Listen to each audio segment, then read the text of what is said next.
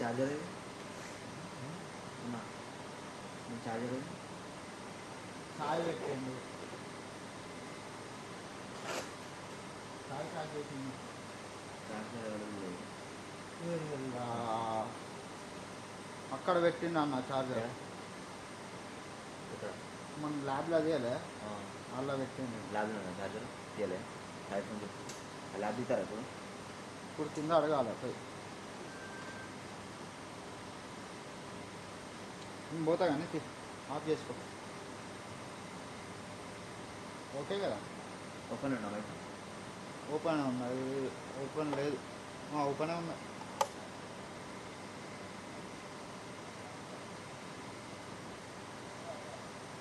possible to develop a new synchronous generator based on power electronic, which instead of iron and copper, we have actually this type of power converters. It has the benefit of the conventional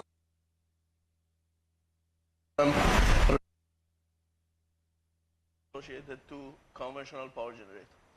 So what we discussed on Friday, if I'm not wrong, so we said that, we up to here, we know that how we can use the PI controller and based on that, make the control, current control, and inject the power based on our demand. But here mentioned that, in a state of having a impedance, we can create the virtual admittance. And the reason is that when we use the admittance, in fact, here, so this one is working as a first order low pass filter in a state of increasing the distortion, high frequency distortion. It reduces or it works like a filter for the removing this distortion injected to the grid. So now we see that we have the actually virtual admittance and we have also voltage of the point of common coupling, so it's coming from here. And we have also this voltage that coming from the generator. So we need to consider the electromechanical model of the synchronous generator. Up to here is clear? So, get back to, yeah.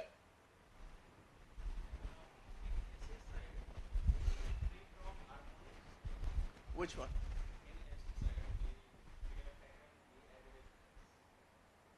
We reference here, you mean? Okay.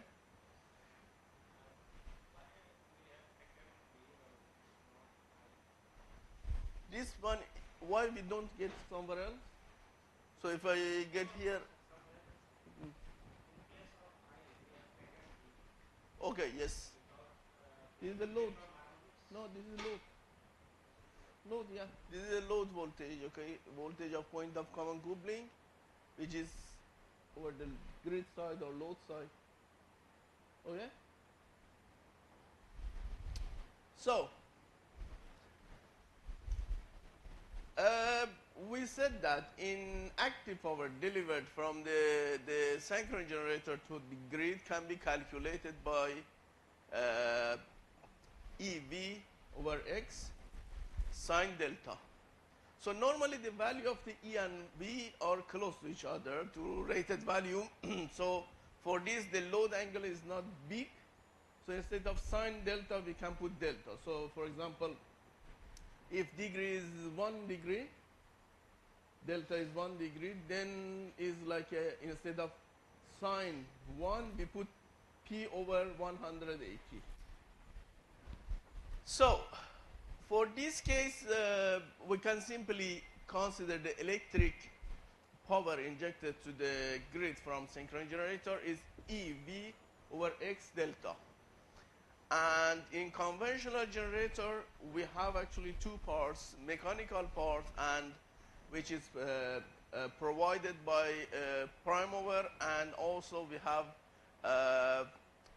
actually electric part is the output power. So you mentioned P in and PS, or we can say anything.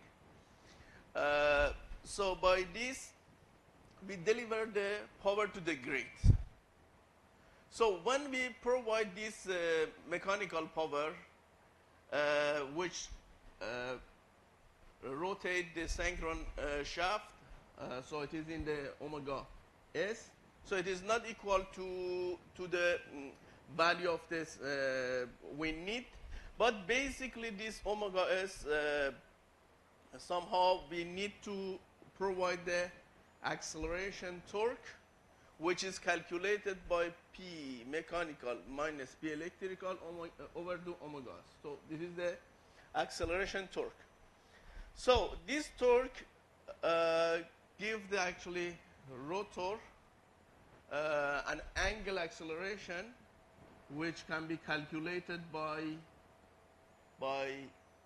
J times. So acceleration is coming from the force, and force coming from the provision of the kinetic energy. Okay, so by this acceleration angle can be actually somehow provided this torque. So the J times 2 acceleration angle is providing this torque.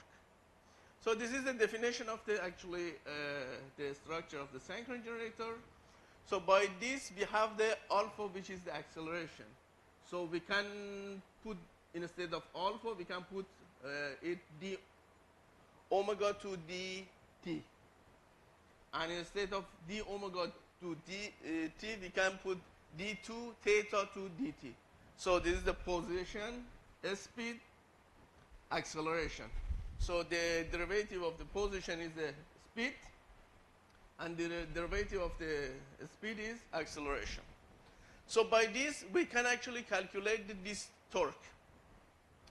So J is the moment of inertia that we have in rotor, and omega r is the angular speed for the rotor, and theta is the angular position.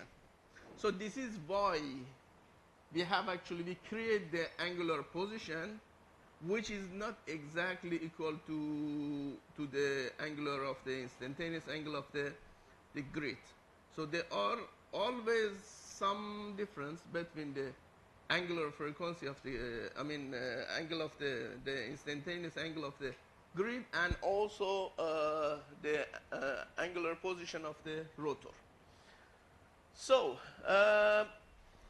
now we get back this equation. Equation is not actually calculated, is somehow complicated, is somehow definition. Okay, so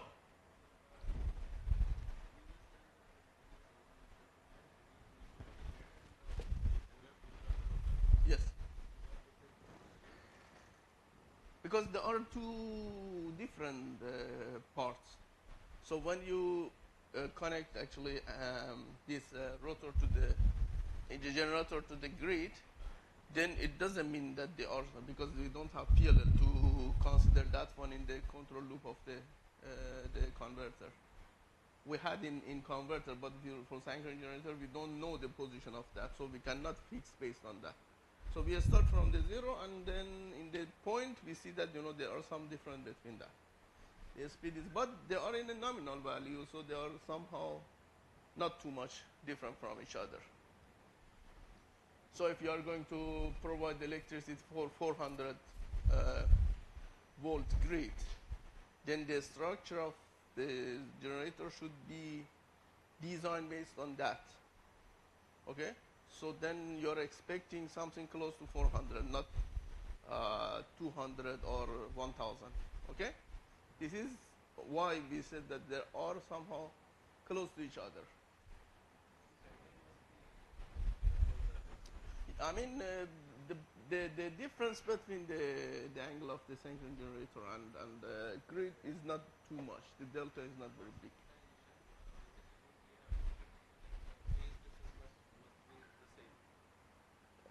Definitely it should be the same, but it is not absolutely the same. So after the steady state, transient, in the steady state, they become the same. Yeah. So, but we get back again to this. So we said that we have a P mechanical or input power minus P electrical as output power. and then we have omega s. So we get back here, we have P mechanical minus P electrical. Yeah? So P mechanical minus P electrical is delta P. So if we divide it by omega s, we have the torque. Is it clear enough? So is it clear? So P mechanical minus P electrical is delta P, okay? Then we have 1 over omega s, which is coming from this equation, P mechanical minus P electrical. So it's equal to torque. And if we divide the torque to J, torque over the J is alpha R. So alpha R, and if we take the integral of the alpha R, it will be omega R. So if we get back to this equation, we see that if we get the integral from the alpha R, we can reach to omega R. So we go to omega R. And if we get the integral from omega R, we have theta. So this is the position, this is the speed, and this is the acceleration. We get the integral, or we get the derivative. So now we have the angle of the rotor.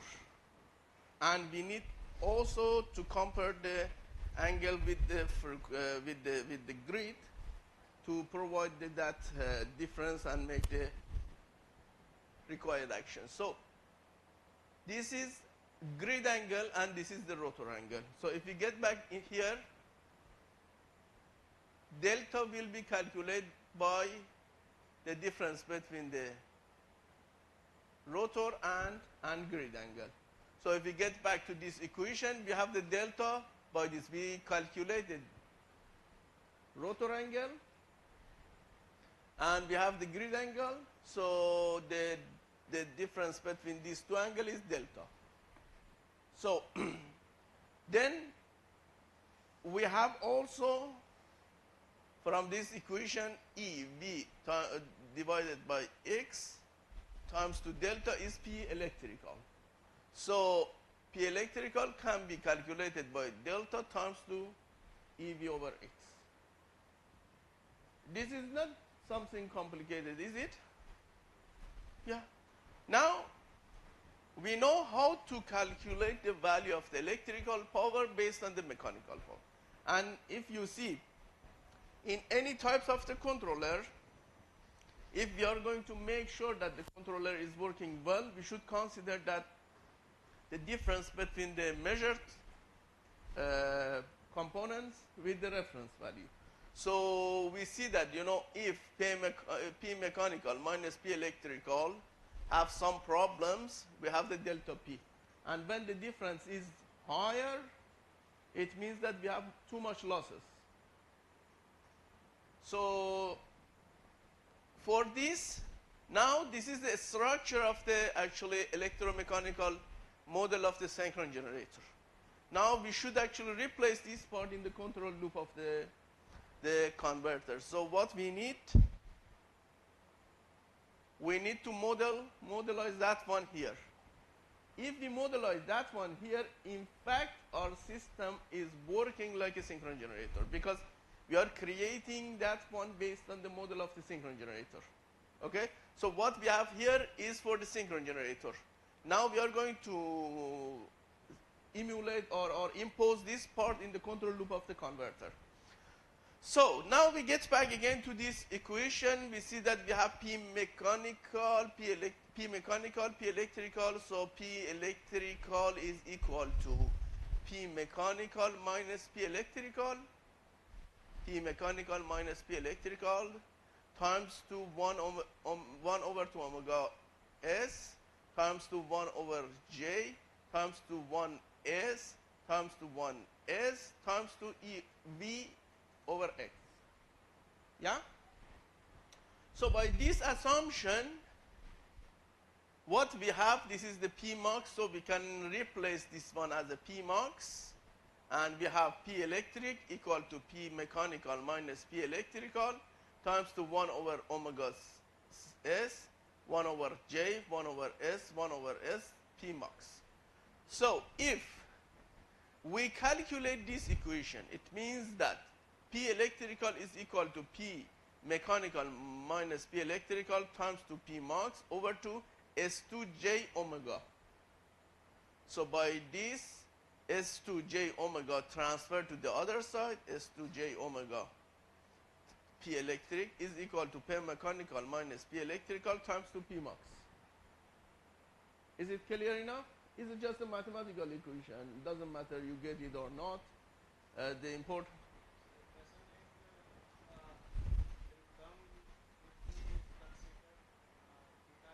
theta, yeah, this one. We, yeah, for this one we don't consider that one actually. Yeah, yeah. Because we consider, I mean, we have a small signal and large signal. Something like fault is a large signal.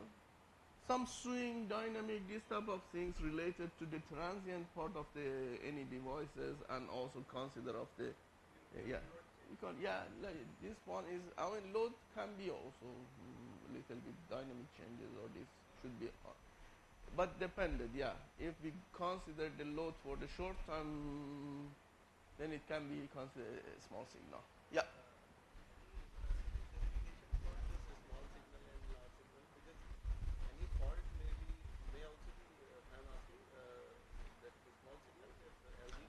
Yes, if it is a small one, yeah. But when we are talking about like a short circuit in a system, then it could be.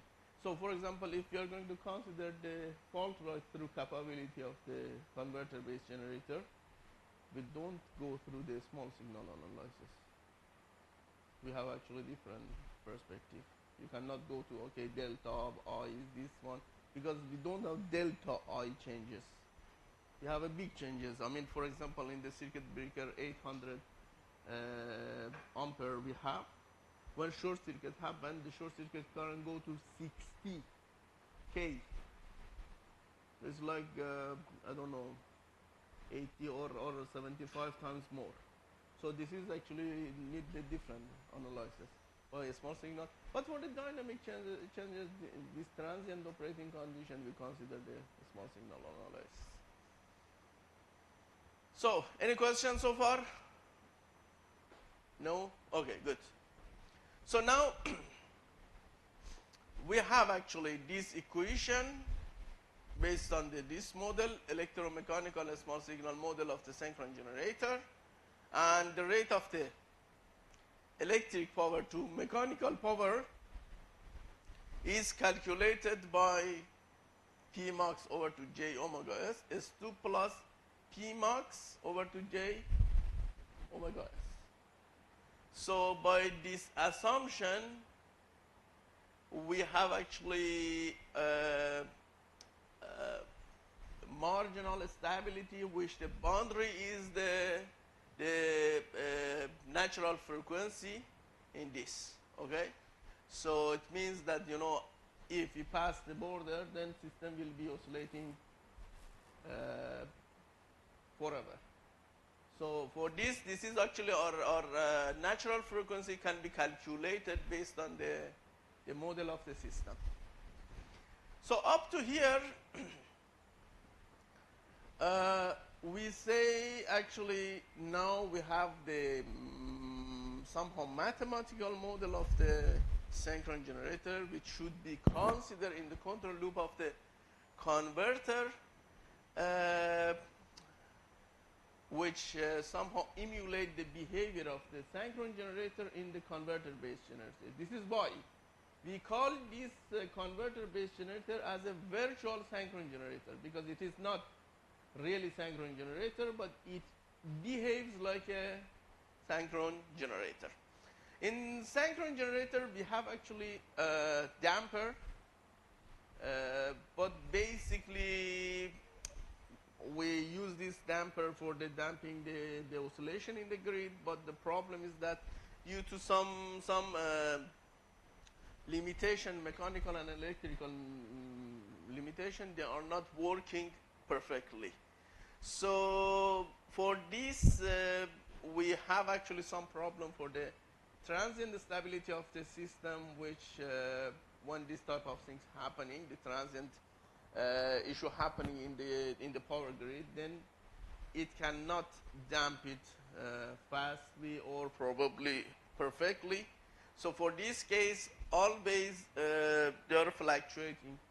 So by this, we need to provide a solution, and the solution is the SPC, which consider actually some extra components and add some new feature in the control of the converter based, actually grid connected converter or some other types of the converter topologies to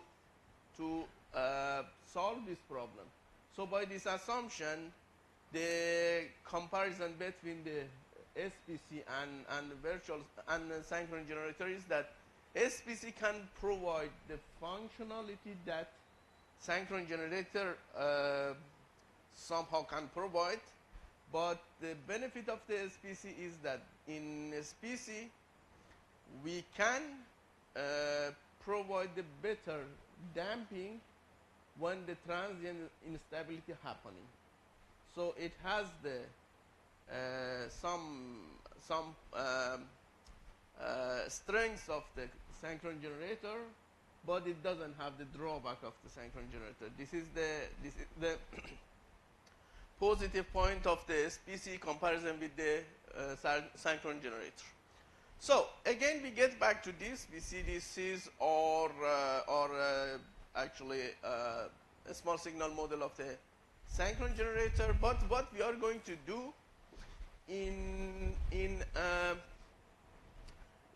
synchronous generator, in virtual synchronous generator, we will somehow develop it by adding adaptive power controller, which reduce the oscillation and provide the faster response to disturbances. So for this case, we add a PLC, and it is power loop controller.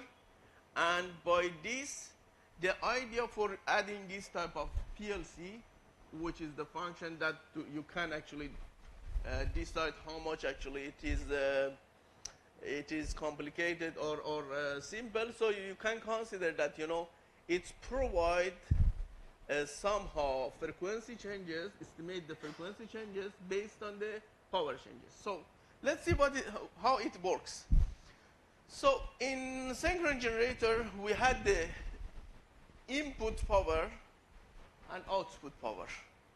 Okay, so mechanical power converted to electric power. Okay, so based on that, what we are expecting is that, you know, we have a quiet, less losses, and it provides somehow a smooth power for the power grid. So the electric power that injected from the synchronous generator to the grid and the difference between the mechanical power give the delta P. Okay, so these changes provide some, because we have changes in the active power. So it means that we have changes in frequency.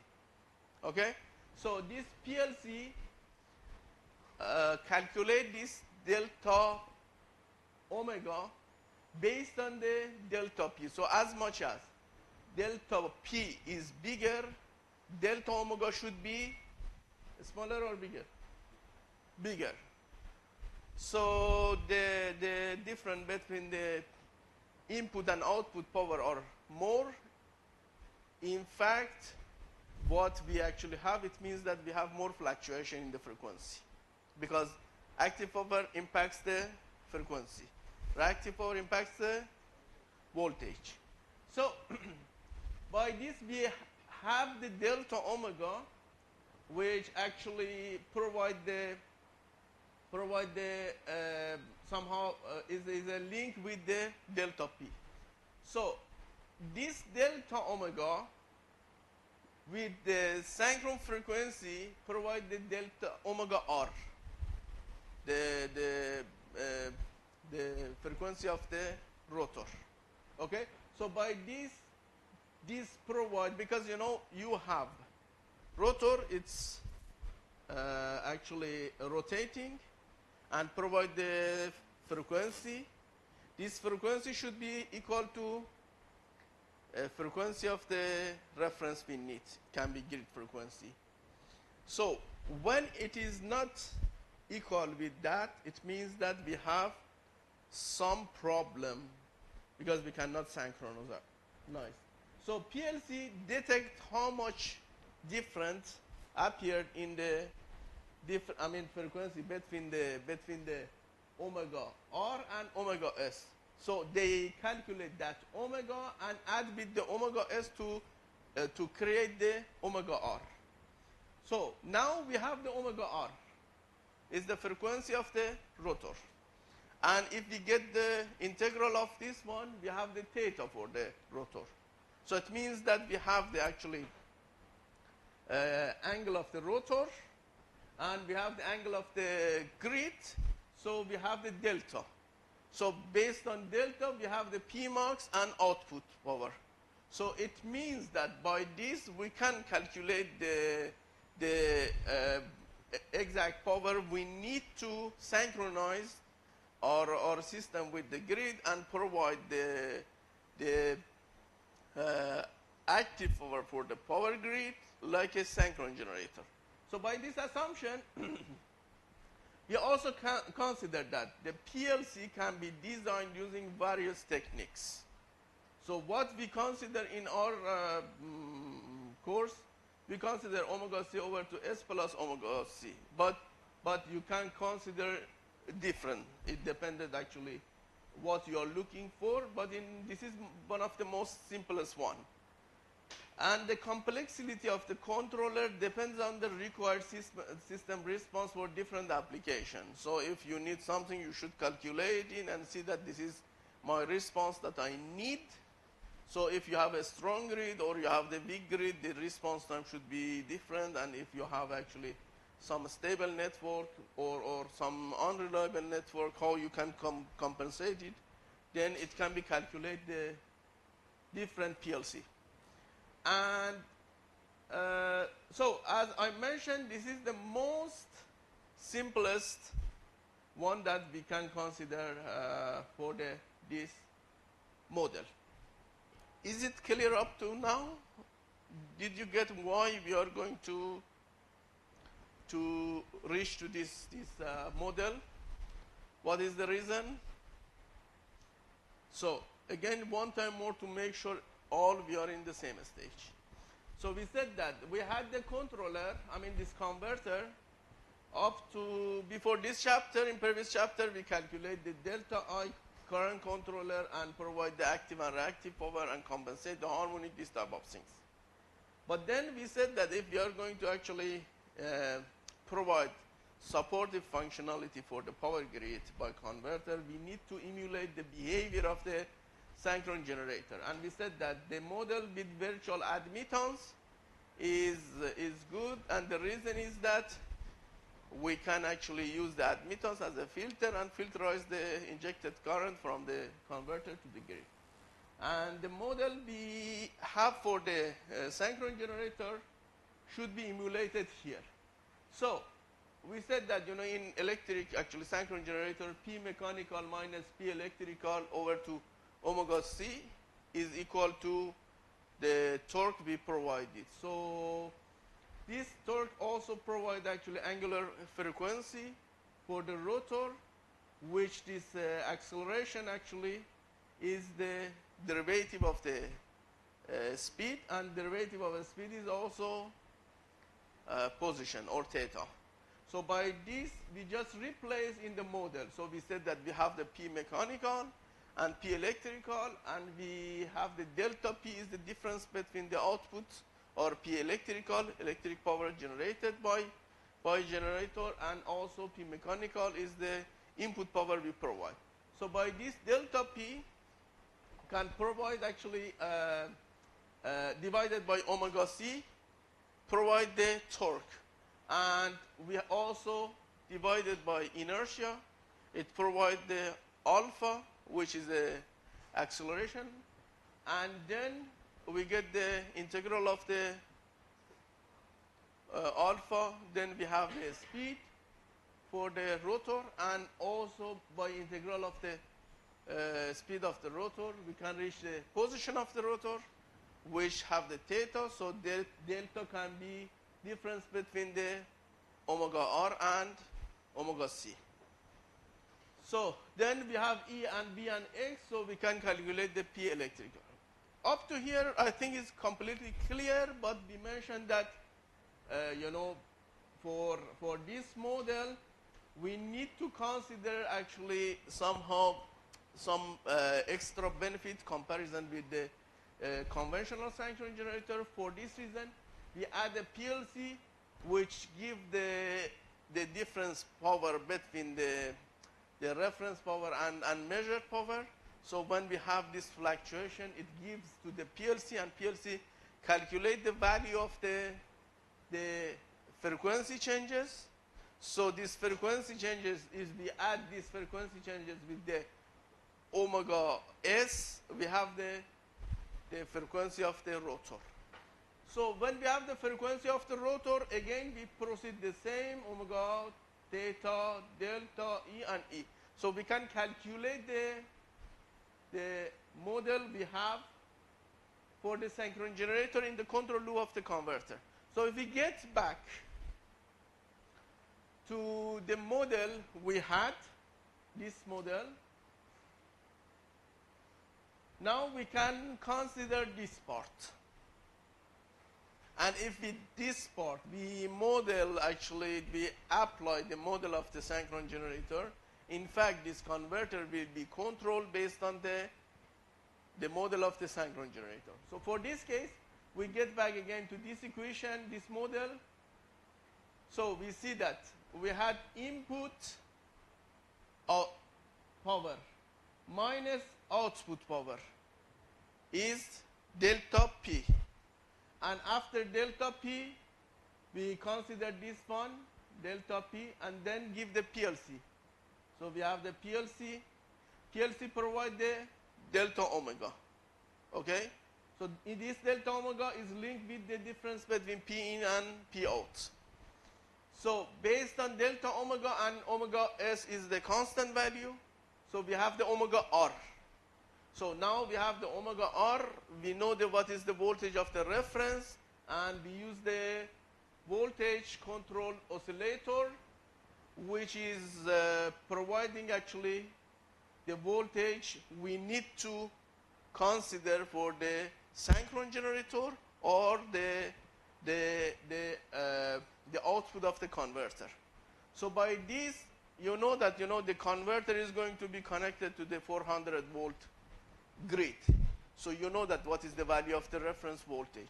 So by this, you can actually provide the three-phase system with 120 degree for each phase. Is it clear? This is not something complicated. This is not probably calculation of the delta omega is a little bit challenging, but for this we just have the omega R and E. So based on that, we provide the reference value for the output voltage of the converter. So by this assumption, you have actually voltage and delta V, and then get back the reason that why we use the admittance and control the system. So what we have here is that we have the model, which we have the natural frequency considering this one, and based on that we know what is the border of the stability. We have actually frequency damping, so it provides the better damping in the model of the converter. It's better than the conventional generator. And also we have a function of the inertia is coming from here. Omega n is the function of the, so P max is the calculating, actually omega s is constant value, and the J is the value of the inertia that we can provide and keep the system in the stable operating condition. Is it clear? Okay. So now get back about the model that we developed here. We see that this model provided to somehow emulate the behavior of the synchronous generator. And the reason is that what we provided here is based on the operation of the synchronous generator. The benefit of this model is that it has the functionality which synchronous generator can provide for the grid, like inertia and some other things. But the advantage of this technology compared to the conventional synchronous generator is that in this technology, we can provide the better damping, oscillation damping in comparison with the synchronous generator, conventional synchronous generator, and damp the system when we have the more oscillation.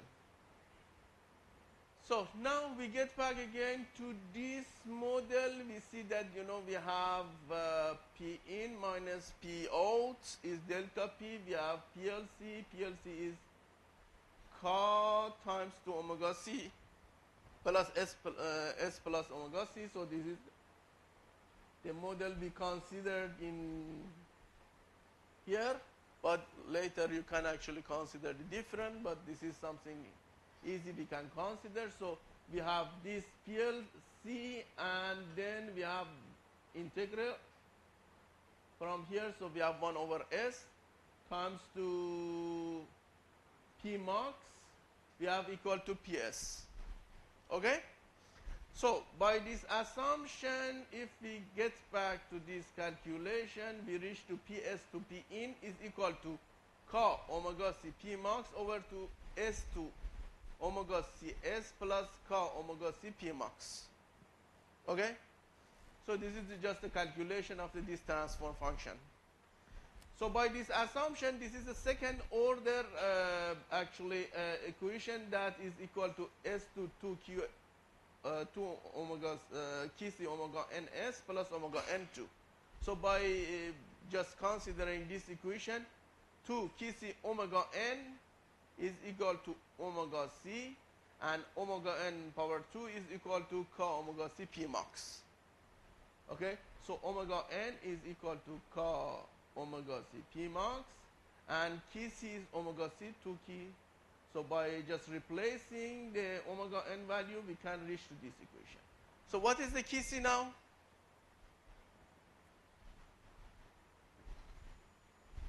What is the value of Kc? Here, this one.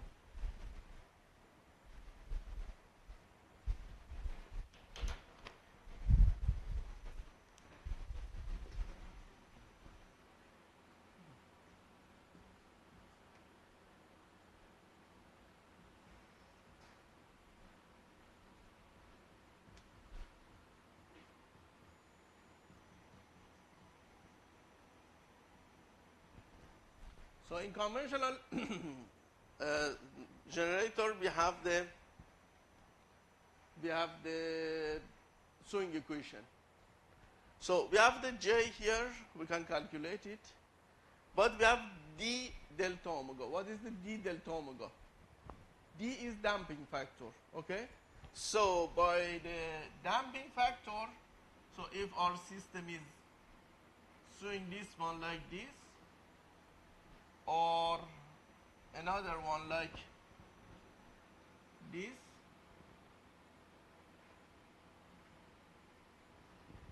so which one is better? This one or that one? That one, because it's not swing. And the reason is that we have a better damper to damp the swing. Okay?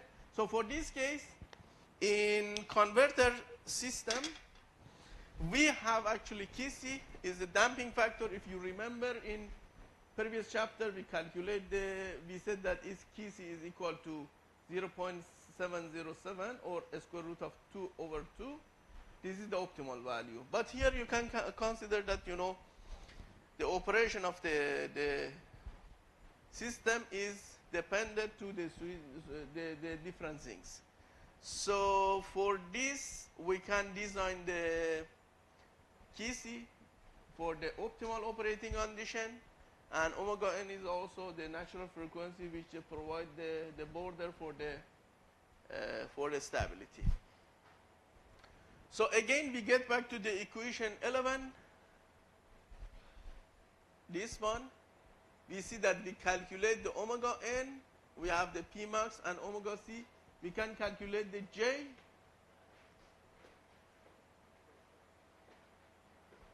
By this. This is the inertia can be injected from the converter to the grid. The error exactly when this discussion was finished. Yeah. So now I don't know what should I say to them. Should I repeat again? Should I skip this part? So welcome. Do you have any excuse to explain the delay? Bad breakfast, slept, mosquitoes, something annoying us. Yeah? Okay, good. Sit down. What is the kisi?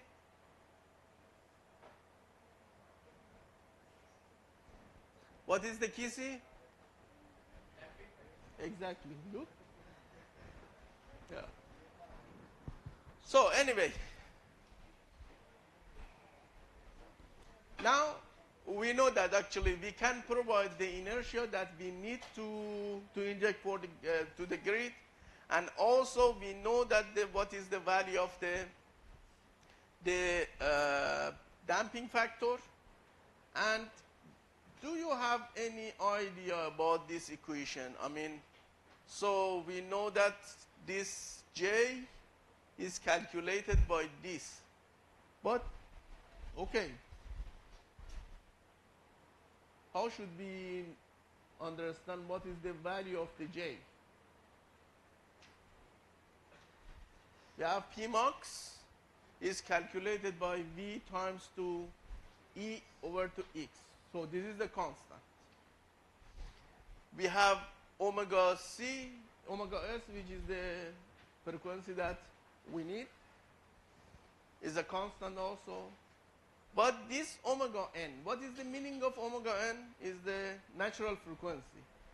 So what is the meaning of natural frequency? So natural frequency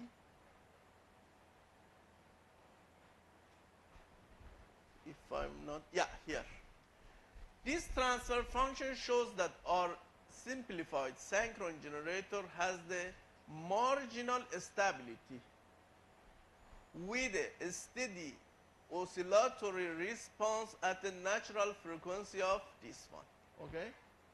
So when you analyze the stability of the system, you should consider that if we pass that border, then system will be unstable. So for this case, when you're calculating the value of the J, you should consider that what is the natural frequency, and then you calculate it, or you calculate the value of the inertia we need to keep the grid stable. So basically in simulation, it is not calculated because you cannot see that, you know, what is the value of the omega n, or natural frequency. So for this case, most of the time, we provide the simulation first and see what is the value that the system frequency get the unstable, and then we replace this omega n in the equation and calculate the value of the inertia we need to inject from the converter to the grid. Yeah? Did you get the point? Yes or not, gentlemen? Okay. No, we have a border, okay? So this marginal value, marginal stability, okay? So it's coming from the natural frequency. So natural frequency means that swinging, yeah, continuously, okay? So it means that if we pass this border, the system will swing continuously and system will be unstable. So if we know that what is this border line, we will not exceed it. So by this, we should know that, you know, what is the value for that one. When we make the simulation, we can see that if we exceed some value in the frequency, natural frequency, we see that it swings. So if we consider this one in the model of the system, we can see what is the value of the inertia we need to inject to keep this stable.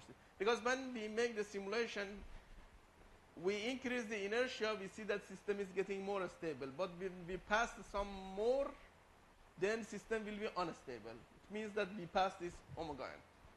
Yeah. Any questions so far? Is it clear for you? Yes? Okay. Yes. Arya? What is the reason to using this virtual synchron generator? Why do we need to provide virtual synchron generator? So assuming you apply for a job in a company, and I'm person in the company, I'm going to take the interview actually from you. So in your CV, you mentioned that your work, actually you passed this certificate, I don't know what you call it, and in the control of the converter-based generator, yeah? So in converter-based generator, we need to emulate the behavior of the synchron generator in the control loop of the power converter to provide the functionality for the grid. Why?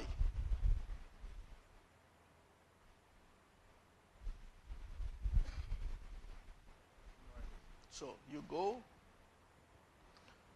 register another course, listen to the course, eat the food of the dormitory, not the street food.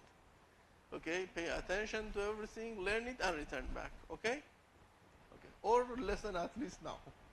Okay, good. You want to have actually your to see that what you are thinking. He was absent about that person. I mean, again, one time again, I say, there was a king at the sun, and the sun always was actually sitting or actually lying, look at the sky. Didn't eat something, didn't talk with anybody, and then the king become a little bit worried about that one and bring a very expert doctor, and doctor look at everything seems good, and then take the hand, give it to me like this, okay, this part, and said that Afghanistan, Pakistan, China, India, and then something changed more, okay? Then said that, okay, Delhi, Mumbai, Hyderabad, Warangal, said it's more, okay? Then I said that, okay, this street, that street, okay, then more, and then see that this red color, blue color, door, and white color, wow, okay, so said that, okay, your son is in love with the girl that the address is here, okay? So I should do the same with you, because you look at me, but you don't actually, your mind is somewhere else, yeah? Yes. Okay, good. So, okay, one time again, just because this is very important. So then,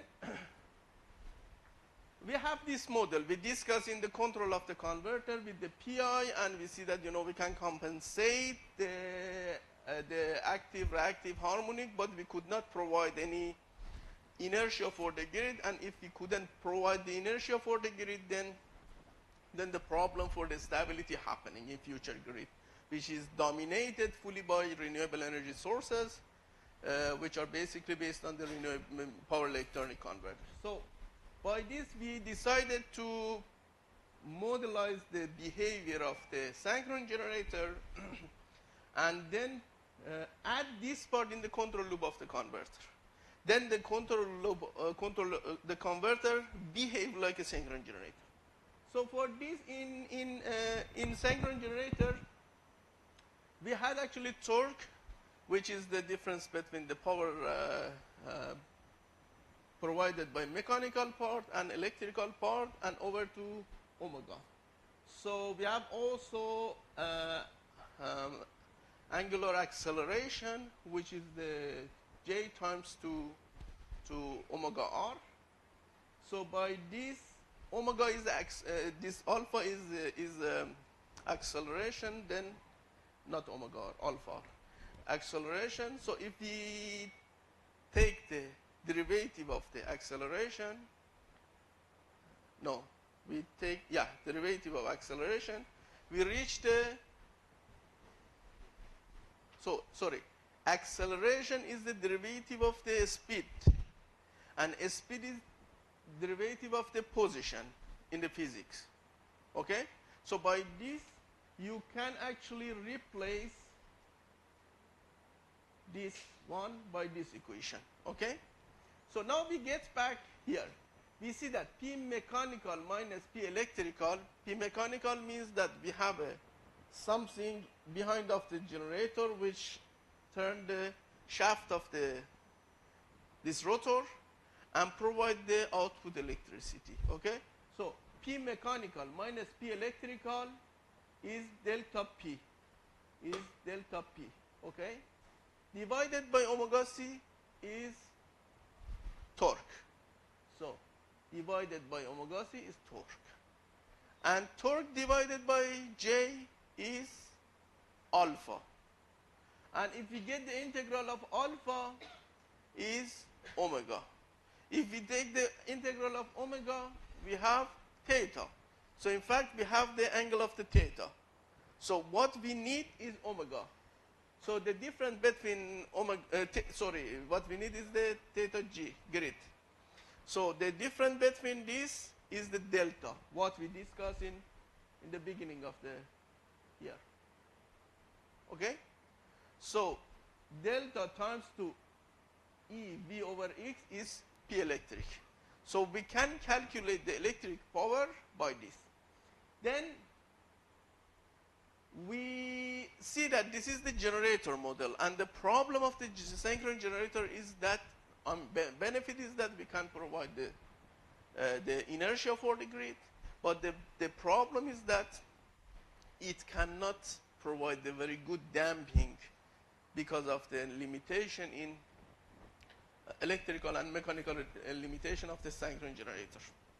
So for this case, we use a PLC or power loop controller, and we give the power difference between the input and output of the system, and based on that, when we have the change in the power, in fact we have the change in the frequency. Am I right? So this frequency changes can be added by the reference frequency to provide the frequency of the rotor we need. And again, we go actually take the integral, we have the theta, compare the theta of the grid, we have delta, and we can calculate the PS or output power. So by this, we replace this as the electromechanical model of the synchronous generator in the control loop of the converter. And by this assumption, converter is working like a area, give me your hand. Yeah, you are clear. Everybody knows that. Okay, what you are thinking. So it's thinking about synchronous generator. Okay, so it's working like a synchronous generator. Synchronous generator. Okay. So in fact, we modelize the behavior of the synchronous generator in the control loop of the converter. So our converter is working as a synchronous generator. We call it virtual synchronous generator. So it has the benefit of the actually conventional synchronous generator, and it doesn't have the drawback of the conventional synchronous generator. What was the drawback of the conventional synchronous generator? It doesn't have a very good damping because of the limitation in what? In electrical and mechanical limitation of this type of generator. So this is what we had. This is the model. So based on this model, this transfer function, we can see that what is the value of the omega n. It means that the margin that our system will be stable or jump to instability. And also we can consider the KC, which is the damping factor. It means that we can control it and have the best damping factor. When oscillation happening, we damp it. And also we can provide the inertia for the grid. So the value of the inertia and how much inertia is needed to provide or to guarantee the stability of the system. Navina, is it correct? Okay. What about you? Pavani. Okay. Do you agree? Okay. If I ask a question, you can answer. What is the natural frequency? It is a frequency is coming from nature. No. No, it's providing the swing, okay? So when we reach in this point, we should be careful that this is the border of the stability. So when you make the simulation, you should consider that what is the natural frequency, and if we by mistake we don't go to the instability region. So any questions so far? Sir, yes.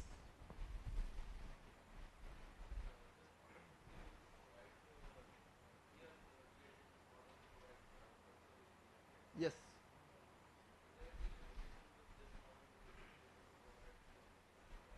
Yes, yes. Limitation is coming from omega n. So for example, if you reduce the value of omega n, inertia goes up. Okay? So, or increase the omega n, it goes down. So if we pass this limitation, I mean the omega n actually pass the limitation or borderline of the stability, then the system will be unstable. So by this, if we reduce too much the value of the J, then system will be unstable. If we pass too much for the omega n or inertia, system be again unstable.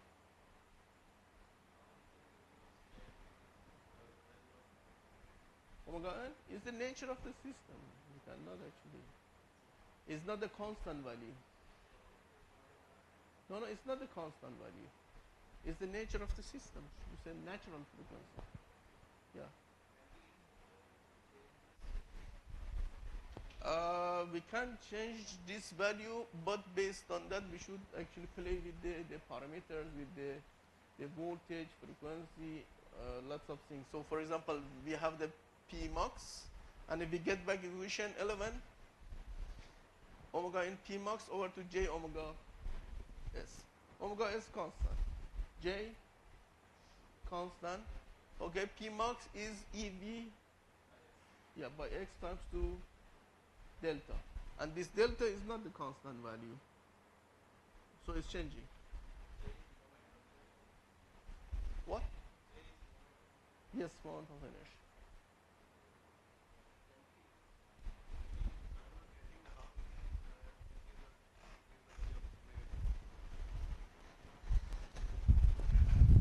You don't know?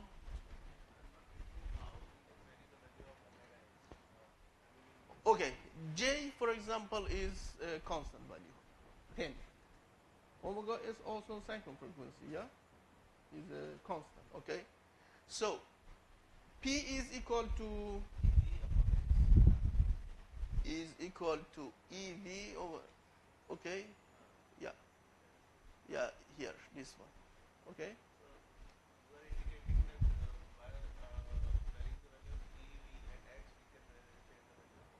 Yeah, this is one thing, but it makes the system unstable, because if you change the value of the V, it means that you are changing the value of the voltage over the load, and also E should be constant, otherwise your system generation is not constant.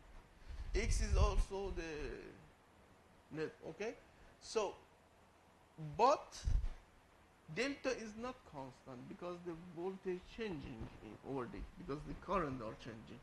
So normally the omega n is not the constant value.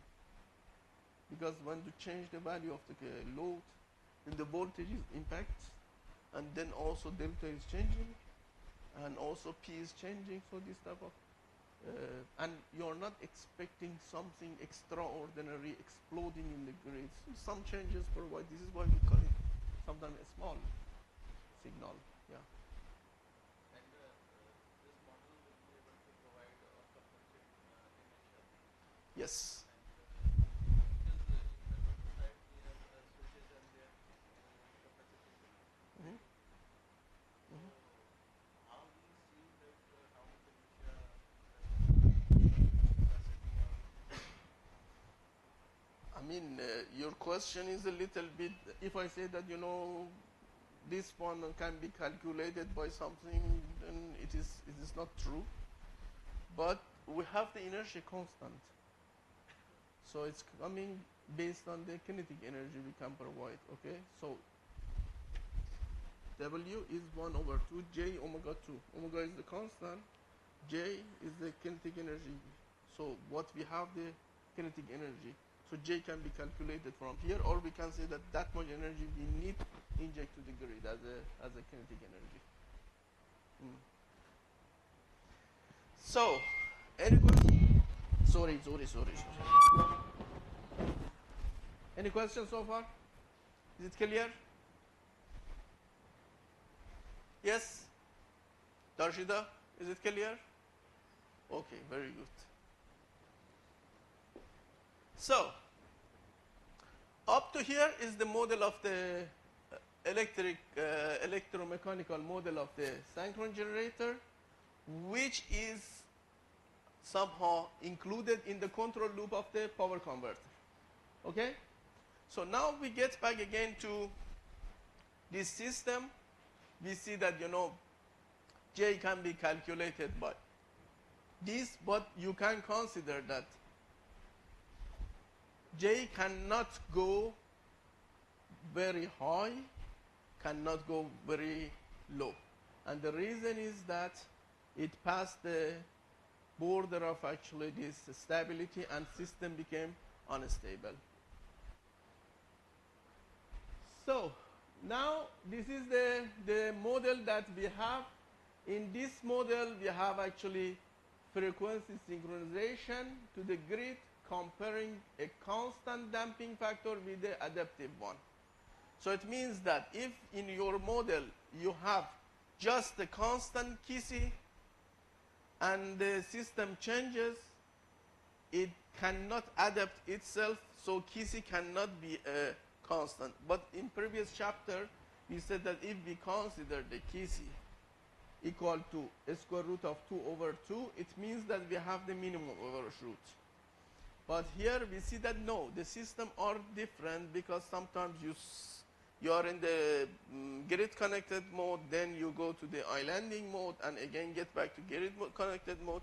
So this should be able to damp the difference, because you have a converter, it connects to the load or connect to the grid. So the dynamic of the load and grid are different. So the swing value will be different. In fact, for the grid is much more bigger than the load. So in grid connected mode is more than islanding mode. So for this, if we have actually this for the grid connected mode, and then we have the adaptive one, we can see that we can damp the swing by this adaptive swing damping. Lenny, is it clear? Means yes or no? When you say like this, it means that this is yes, this is no. Some part is yes, some part is no. Okay? Okay, good. Now if I ask you to explain again, you can explain it, yeah? Yes or no? Okay. So if something is not clear, tell me. So then we consider the impacts of inertia. So we see that we can calculate the value of the inertia that can be injected from converter to the grid, from this converter to the grid. And we see that if the inertia is less, we have the bigger actually frequency changes, and if we have inertia enough, you see that when we have the load changes in the system, the drop in the frequency is not high. And this is also the reaction of the system. We see that when this system happening, the voltage drop, we increase the value of the power and compensate it and reach the steady state operating condition faster. Okay? And for the load changes, if we see that when we have the 10% load increment, the impacts of the inertia and lack of inertia, and also impact of damping factor, we see that when we have the tune the damping factor better, we see that it's a much more better. But when it's not very good tune, at least this one is good also. It can be something like this when we have a bad tuning for the impact of the damping factor. So we see that if we have the good damping factor and inertia, so by this we can have a quite good reaction during the dynamic changes in the power grid. Any questions so far? What? Drawback of this model? Which one? This all model? You mean that this model? Yeah? I think if you learn the strength of that and make the simulation, then you will see by yourself what is the drawback of this model, okay? So he's very smart guy to just jump this one and say, no, this is not good because it has this drawback, and that's okay. So honestly, this type of technologies, we have the different types of actually virtual, because virtual synchronous generator is not just based on this one. We have virtual impedance, virtual admittance, and we have the different types of the technology that we can consider. And basically, if you are going to compare, for example, if I compare this one with virtual impedance, said that okay, this is better because it has the less disturbances. But then if you are going to compare this one with some other things, then probably the other one has the better or faster response to the changes. So it should be compared. But this is very actually very good model. It's one of the somehow top control technique that we can consider for the control of the converter. In ABB, they have a model that considers, for example, reference voltage after the filter or before the filter, and then you see that sometimes it works for the they call it it was a power synchronization controller. It is synchronization power controller. That one is PSC. And then later they develop it. It makes much more better. In the first version, it could not work for the stable grid, because most of them working in a stable grid, but not for the weak grid. But it was the opposite, because they considered the measurement of the voltage in some part that the weak grid impedance had the big impacts on the operation of the system. So for that one, then they modify the controller, and now both of them are working. But in this case, I'm not sure about the I mean, in the reference mentioned, it works very well in weak grid also, but I didn't test it. So, but for sure, any model that you are using as a benchmark have this possibility to be developed more. So, yeah. Any questions so far? Rakesh? You were absent yesterday, yeah? I miss you. Okay? Good. Yeah. Large disturbance. Yeah, of course. But I mean, what is the definition of large? Like a fault? Look, let me explain to you. What we are discussing here in the class is the benchmark, is the basic model of the system. So if later you are going to limit the current, then you should put the limiter in the control loop of the system. If you are going to fault rate at the fault rate capability, again you need to add the feature in the control loop. So basically it depends, but I can say that I can guarantee that this model, if you add fault rate through capability in the control loop, then it works very well. Yeah. So they are like a benchmark. So, any questions so far? Abe, you are the symbol of the inertia in our class. And your inertia is very high. Do you have something related to inertia for us? Any tip? Okay, no. Even he has no inertia to say something. Resisting. Okay? Good. So, now if we get back to this, we see that, you know, we have the model for the active power, but for the reactive power, you know that the inertia is coming to regulation of the frequency, and the frequency is related to active power. So by this assumption, we see that, you know, we can modelize this electromechanical part for the emulation of the inertia in the power grid. And then we have also this part, which, if we get back the conventional method, it was the like IQ and I reference, and then PI controller, and goes that one to control the system. So up to here, you see that this is actually active and reactive power can be compensated, and somehow voltage and frequency also can be regulated. Okay. Now we are going to discuss about the contribution of the SPC to regulation of the frequency. Would you like to have 10-minute break? Or, I don't know. Yeah? When did we start? 1.5 hours ago, yeah? Do you want to have a break? Let's have a break up to what time? 11:30? 15? Okay, 15. Yeah, you're really tired, actually. Stay. Yeah. Okay.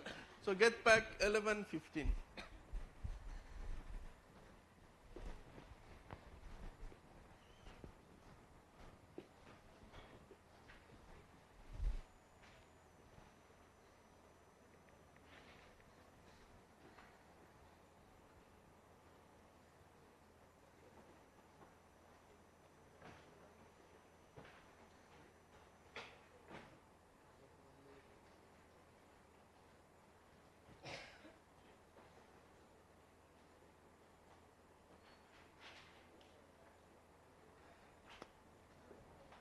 Now is the time. Actually, we see that, you know, the frequency can be handled from the active power side, and reactive power also can provide the voltage.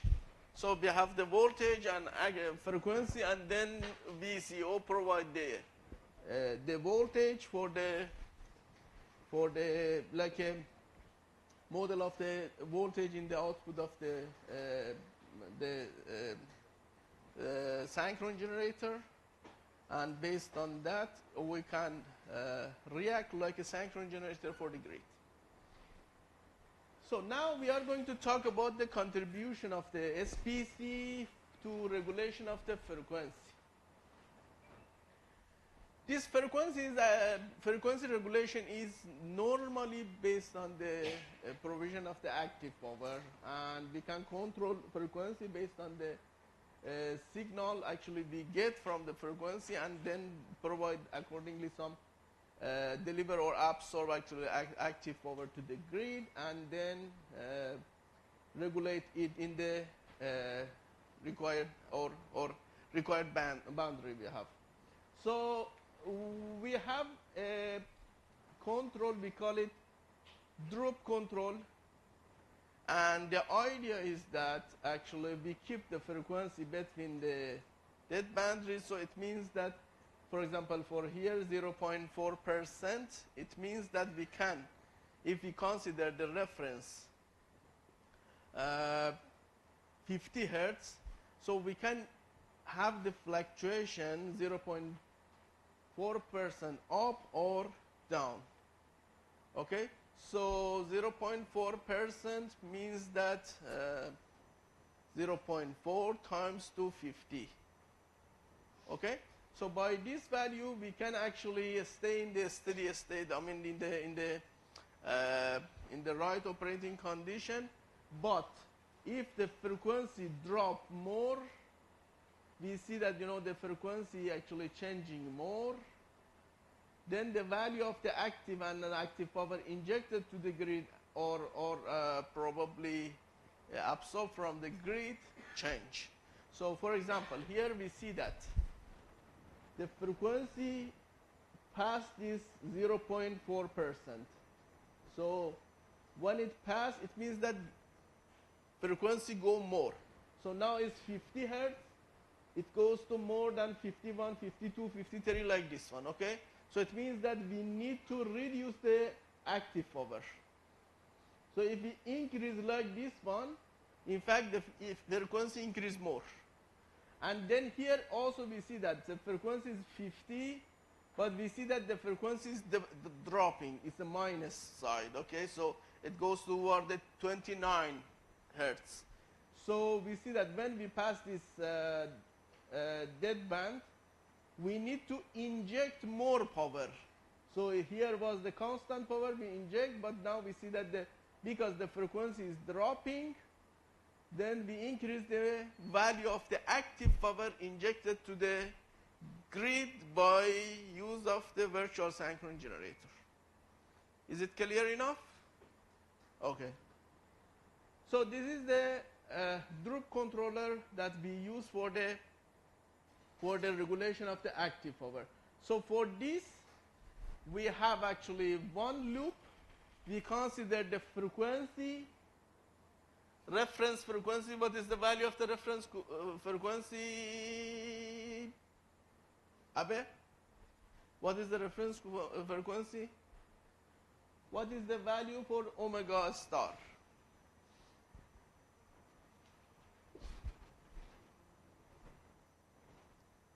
What? No, what is the value? 120, I don't know. Frequency. 50. Frequency. Yes, 50 hertz. Yeah. Okay. So we need to have the 50 hertz. 2 pi times 250, 340. Okay, 14. Okay. So, but the frequency that we have in the grid is omega. So it can be 50, it can be 50 point something, 51, 52, 49, something like this. So we measured the frequency of the grid, and we also have the reference. We compare together. So if delta omega is in this operating condition, so fluctuation is in the dead band here, we cannot do anything, is completely fine. But if it goes the different direction, we need to actually calculate the value.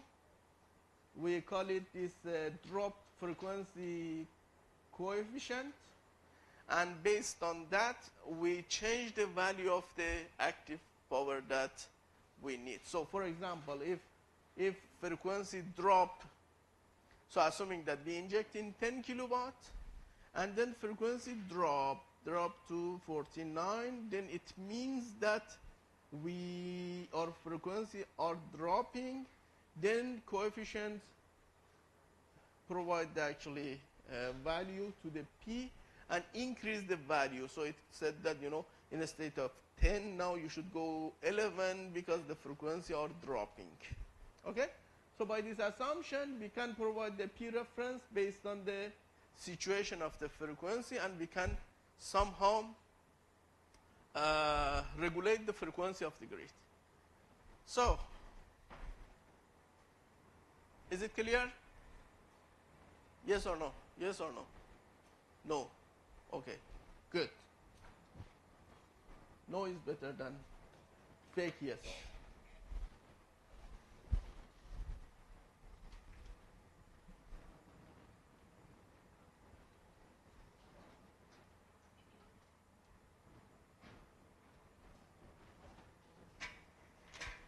So, assuming that we have a grid, this is the grid is 400 volt and 50 hertz. Okay? Navina? Okay. Then you are going to inject power from the renewable energy to the grid for regulation. Okay? So, and 10 kilowatt is connected to the grid. Okay? So it means that, you know, grid inject 10 kilowatt power, provide the 10 kilowatt power to supply it. Okay? Then the load increased. At the first stage, it increased 1 kilowatt, again 2 kilowatts more, and again 3 kilowatts more, and 1 kilowatt again. Okay? So the load increasing. So when the load increasing, frequency dropping. Okay? So frequency was 20. When it was actually 1 kilowatt more, it became 49.9, then 2 kilowatts, so 49.75, and then 3 kilowatt, 49.60, and you see that the voltage is dropping. So then, how do we understand that now we should increase the active power from here? It means that we see the frequency. So what is our frequency is 50 hertz minus this frequency happening or changing in the grid frequency. So we have the delta, yeah? So if delta change more than 0.4%, okay, it means that now our frequency is in a wrong place. We are not allowed to have more changes than this value. So this gives the information delta F is equal to K delta P, or dF delta P. Okay? So it means that it gives some information to the converter. If, for example, now we inject 10 kilowatt, it should increase. Why? Because the frequency dropping. So by this, we increase the value. So in this stage, we see that it can be 11 or 13 or 16. So we increase the power injected to the grid. Then we fix the frequency again to 50. Was it clear? 100%? Does anybody can say, okay, probably is not 99.9%? You are not allowed to say 99.9%. You should be 100% sure that you understood the concept. Arya? 99.9 or 100? Last part, okay? So do you agree that delta V, delta P, active power changes, can change the frequency? Do you agree? assuming that I'm a frequency, okay? Then I have a backpack. You have actually some load in my backpack, and when you increase the load, my speed drop, okay? So frequency drop when load increase, okay? So when we have the increment in the load, in fact the frequency drop. And when the frequency drop, we notice by measurement. So we measure the frequency of the grid and compare with the frequency of the steady state, like a 50 hertz. So if it passed the dead band, it means that our system frequency is not stable. So by this, we update the reference for the converter, and converter inject instead of 10, we increase 12, 13. Then we return back the frequency again to the dead band. Any 99.9%? Other? No? Okay. No? Good. So, now we look at here. We see that, when the frequency is in 50 hertz, so nothing happening, we have the actually power, and we have the stable frequency. But when the frequency is changing, we reach in the dead band, and we see that the active power fluctuating a little bit, and this is because of the inertia. It is not because of the power changes, because inertia can damp the changes. So you see that a little bit changing happening here, but it is not sensible. If it doesn't change, still you are in the right position.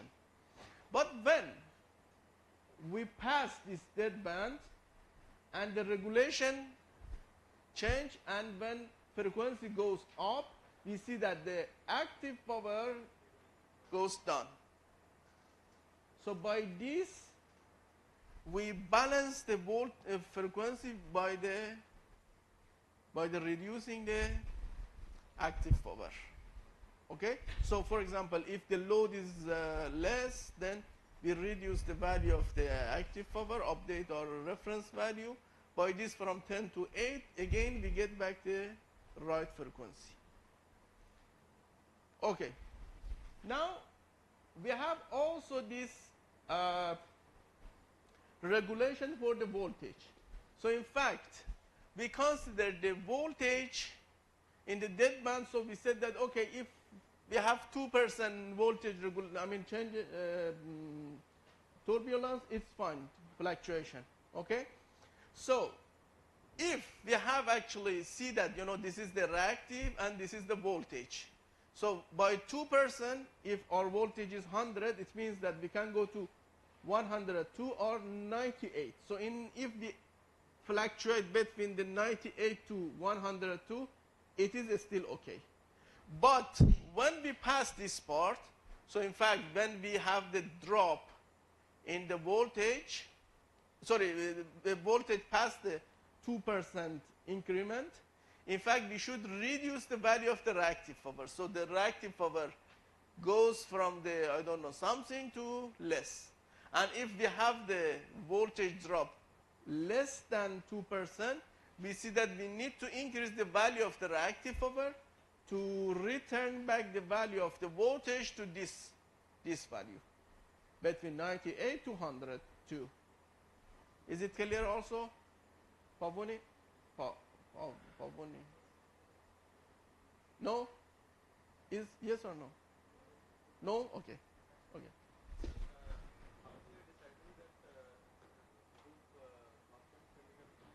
Just calculation.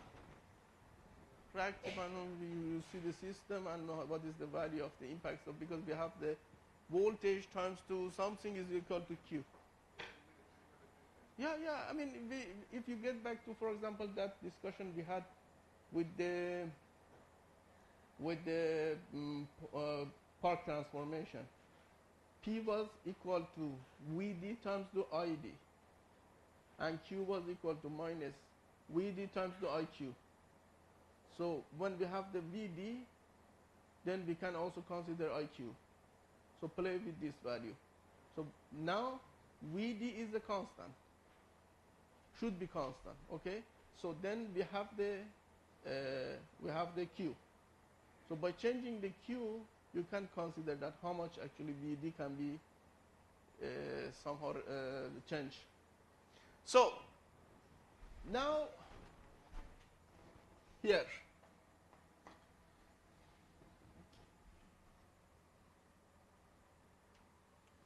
so assuming that this time this converter is injecting 10 kiloampere reactive to the load, okay? When the reactive load increase, the voltage drop. When active power increase, frequency drop, okay? So when we increase the reactive power more and more, in fact, the voltage over the load reduce. So by this, if the voltage is between 102 and 98 up to 102, it means that 2%. So still that much fluctuation is okay.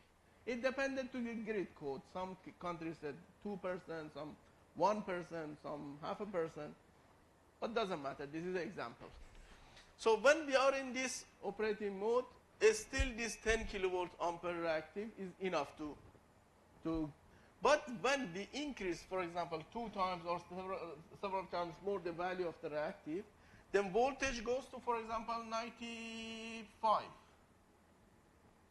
Drop 5% instead of 2%.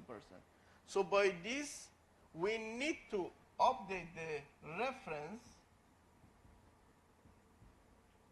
from 10 to 15, or from what the value that we need to compensate and return it back to this operating condition. So by this, we have actually one troop controller here. It measured the value of the voltage and compared the voltage reference we have.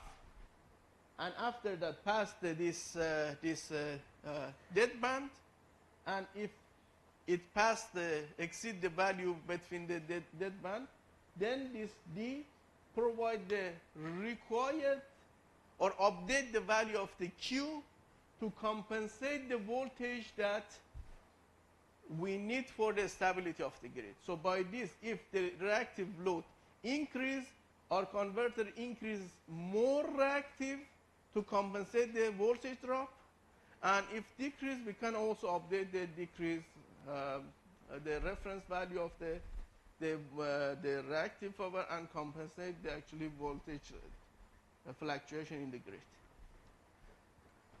Was it clear, Abe? Good.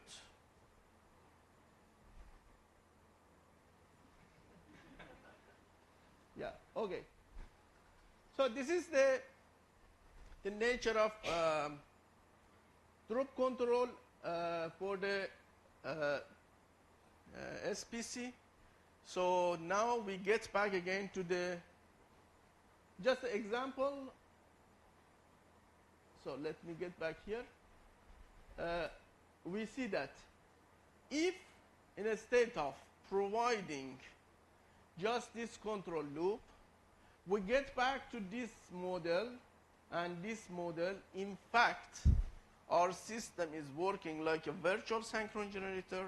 What is the virtual synchron generator, Lenny? Lenny, look at me. What is the virtual synchron generator?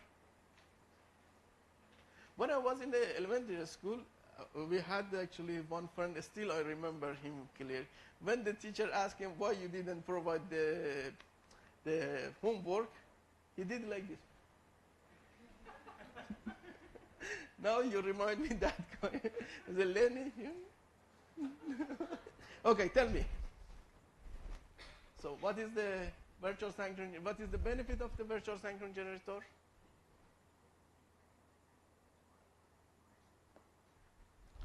Darshita, tell her. She look at her face like this. Means that you don't know really. Okay. So why we need this one? Look, by this we can provide active and reactive power for the grid, okay? But we cannot provide something like inertia and provide the stability of the grid. And the problem of the first model is that when we increase this type of controller or this type of control-based generator, in fact, we provide more problem for the grid, and grid became more unstable. So for this case, we developed a control loop based on the machine, which provide the inertia beside the injection of active and reactive power. And the good part of this machine is that it can also regulate the voltage and frequency of the system beside the provision of the active and reactive power and inertia for the grid. So, I forgot to say something. If I remember, return back. So if we get back to here, we see that the voltage is, for example, 2%, up to 2%, nothing happening in the reactive power. If you get back to here, you see that one small thing is happening here. But why it is 100% nothing here? Does anybody knows why? In active power, when even we were in this dead band, we see that the frequency is changing, but it still is in the 0.4% band. So it is still, it is not, drop is not active, drop loop. But we see that it's not completely like this. It has a little bit ramped down. And this is because of the inertia. Because inertia also somehow changed that one. But inertia doesn't have any responsibility for the reactive power. So when the voltage dropping, still this is not active, and we have completely what we have here is here. But when we have actually passed the 2% voltage drop, we see that the reactive power injects. So reactive power increase, and it provides somehow supportive functionality to regulate the value of the voltage over the grid. So now this is an example of the system that you know how we can actually provide the inject from the three-phase system to single phase. So we see that we have the voltage sag here, and then we provide the increment in the value of the current, which is basically provide the active and reactive power for the grid to compensate here is the voltage, so compensate the more reactive power to compensate the voltage drop in the power grid. So now again we get back in the beginning of what we discussed. If we get back the beginning of the chapter, we said that what is happening here is that inertia provides the resistance against changes. So changes can be someone is sitting in a chair, or probably hamster running here, or blowing in pinwheel. So when I stop anything, you see that it still have this possibility to continue. But as long as actually this inertia is less, it returns back or changes faster.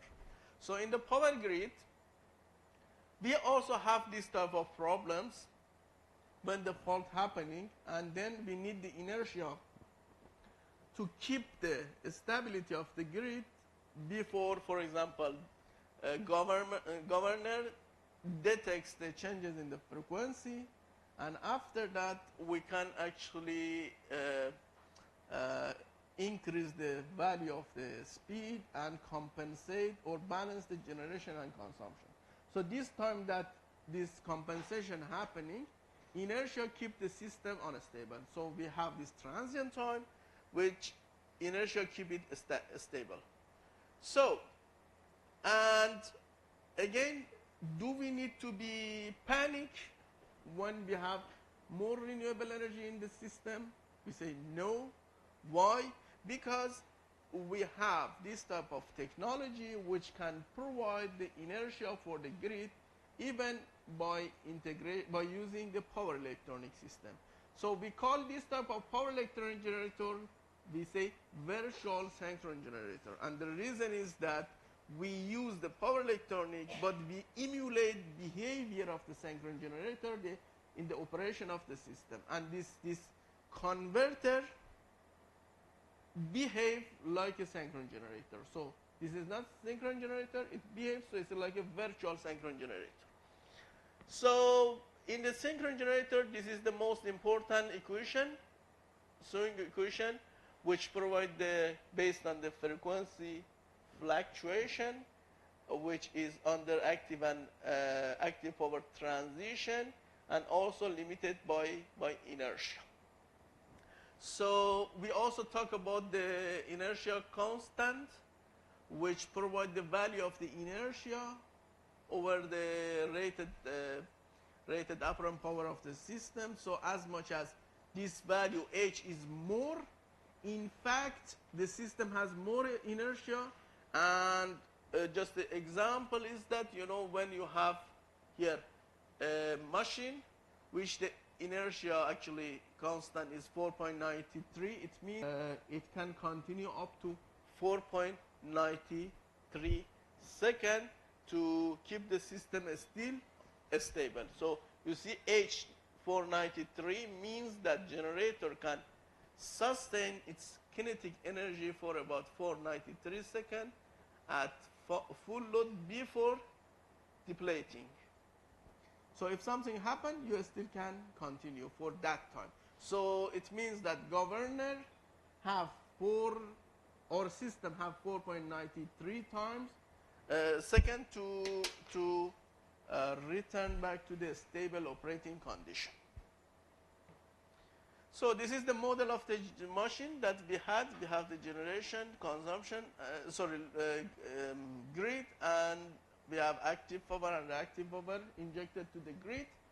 And then the angle data is the angle between these two voltage. And we also discussed that if we are going to consider emulate the behavior of the synchron generator in the control loop, we need to modelize the electromechanical model of the synchron generator in the control loop of the converter. And we also considered that this equation, we discussed that how we jump from input power and create the output power. So by this, we can replace actually electric power and then we provide the natural frequency which somehow create the marginal stability for our system. So we should be careful about that one.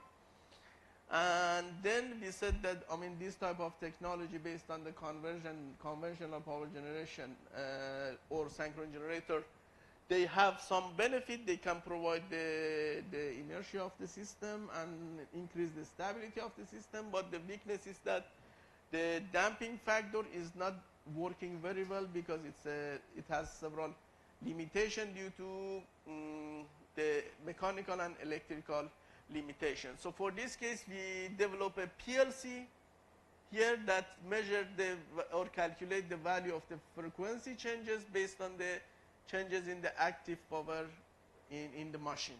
So by this, we can actually calculate the angle and active power injected from the converter to the grid. So this is the model electromechanical model of the machine, which is embedded in the control loop of the converter. So up to here was somehow some equations. We see that we can provide the new damping factor and inertia to support the grid inertia and provide the faster damping factor to changes. And here is the result when we have to actually compare the different operating condition with the constant damping factor or variable adaptive damping factor, and with the inertia or without inertia and other changes also. So then another part of this technology was the calculation of the reactive power for the regulation of the voltage. So for this technology we use the drop controller. We have the PF and also QV. So based on the change of the active and reactive power, we can regulate the voltage and frequency in the system. So by this assumption, everything goes well, and we create the drop control loop in control of the converter embedded, generator embedded in the control loop of the converter. So later, just in a state of having this one in chapter 1, now we can consider this one in chapter, actually studied in chapter 5, to provide the supportive functionality for the grid. And what is happening, it means that if later in India, when you are going to increase the share of the renewable energy more than 30%, 50%, 70%, or 90%, we don't have problem regarding lack of enough inertia to keep or guarantee the stability of the grid. So this is chapter 1, and Udaya, you want to continue your part? Yeah, because you mentioned that you have also one part to continue. Because we have one chapter, so today we continue with lab. We have also an exam, and then tomorrow we close the chapter 6 with the predictive control analysis, and then what I promise is finished tomorrow. And if we need more, we can also get back to the 6th chapter or lab because I have no idea about the Thursday. But yeah, but Thursday you mentioned you have the ceremony and this type of things. Certificate distribution. You are going to give the certificate to all? Okay. Okay, good. Yeah, so. Okay, yeah.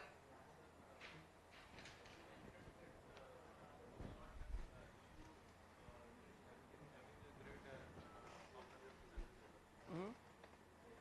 The inertia part may be sufficiently supported. Mm-hmm. Any other issue? Yeah. Yeah, okay. One aspect is the inertia, okay? It means that when the inertia is not enough, in fact, we have the problem for the frequency changes. But then the other is that this type of distributed generated system, they provide also harmonic for the grid, and also they reduce the impedance increase the impedance of the grid. So if you are going to compare conventional grid and future grid, for sure the future grid are more weaker in comparison with, and dynamic operation of this type of system are much more faster. So they have a problem with the dynamic stability of the system. This is one thing, and then we have also some loads based on the power electronic devices. For example, we have electric vehicles. So electric vehicles are initially charged by the charging station, which converting this sinusoidal to the DC. So they are also power electronic based loads, which provide also lots of harmony for the grid. And then they have also new technology based on the fast charging devices.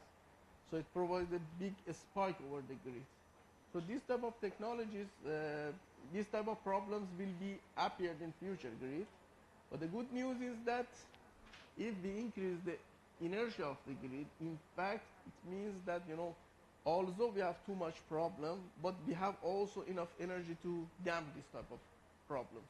As long as generation and consumption are balanced, and the system has enough inertia, then we can say that our system is somehow secure.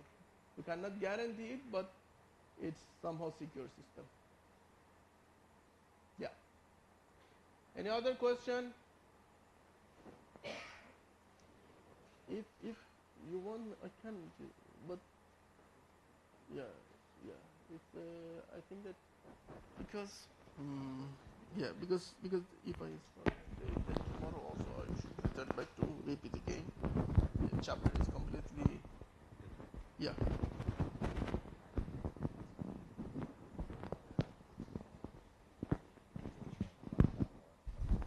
Okay. Afternoon is lab.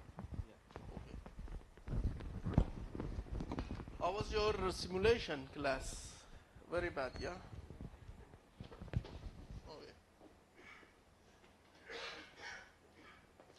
Was his fault. Yeah.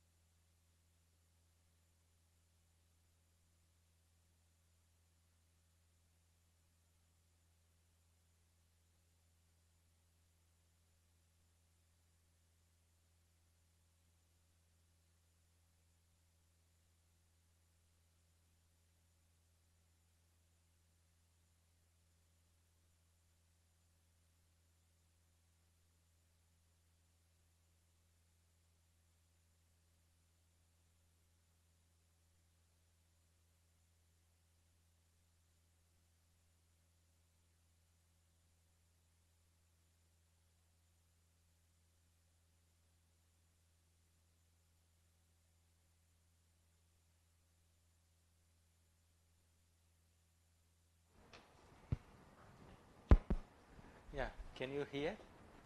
Actually, that I have 2 hours lecture.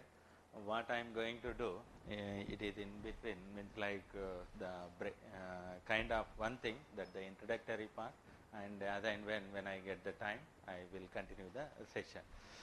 As you know that it is, I mean to say that talking about this topic in front of others, it is little bit, I mean to say that very fundamentals and may not be that much good also. He is having the extensive work on this kind of multi-level inverter topologies and the high power inverters, and good amount of work is done on this topic.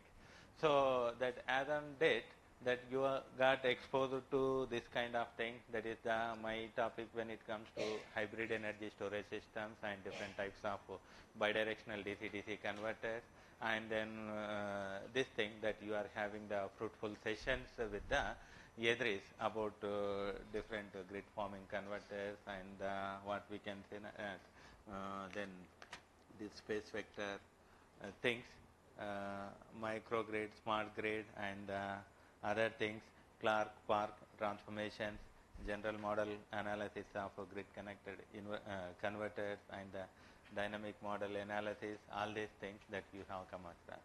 So now the thing I am going to take you to the means like it is not the different part, but the part of your course also. This will be that the inverted concepts. Most of you that you are, how many of you are working on this kind of inverted part? Is okay, I'm sorry that I can't. Okay, yeah, inverters. Is there what's the functionality? Most of you are aware that the UG students are also is here. So inverters, what's the functionality of the inverter? What it is going to do? You are listening to long lectures, and the first day that we had the discussion, there are 4 different types of conversion that you are working. AC to DC, DC to DC, DC to AC, and AC to AC. Yes. Now you are yes. Is there working? Any of you are working on this inverted concepts? This I think that you are hearing about this space vector pulse width modulation technique for what type of inverter that you are making use there. Yes, from Edris class, and you are giving how many pulses that you are giving it to your system? How many switching pulses that are you giving? Yeah, how in your system how many switches are there? Is it like, yeah, yeah, 6 switches will be there, and okay, is there any means like 6 switches and you require the 6 switching pulses are required? Is it okay, satisfied with your switching pattern? What's the means like how many voltage levels that you are going to obtain from this system? How many voltage levels that you are going to obtain? Are any restrictions or of any kind of things that you do face the challenges in this kind of system? Yes? Total THD part, that is the total harmonic distortion part. Yeah, one query. Yeah, any other than this? Yeah, okay, I will come back to you. Yeah, THD part she is talking. Other than this one?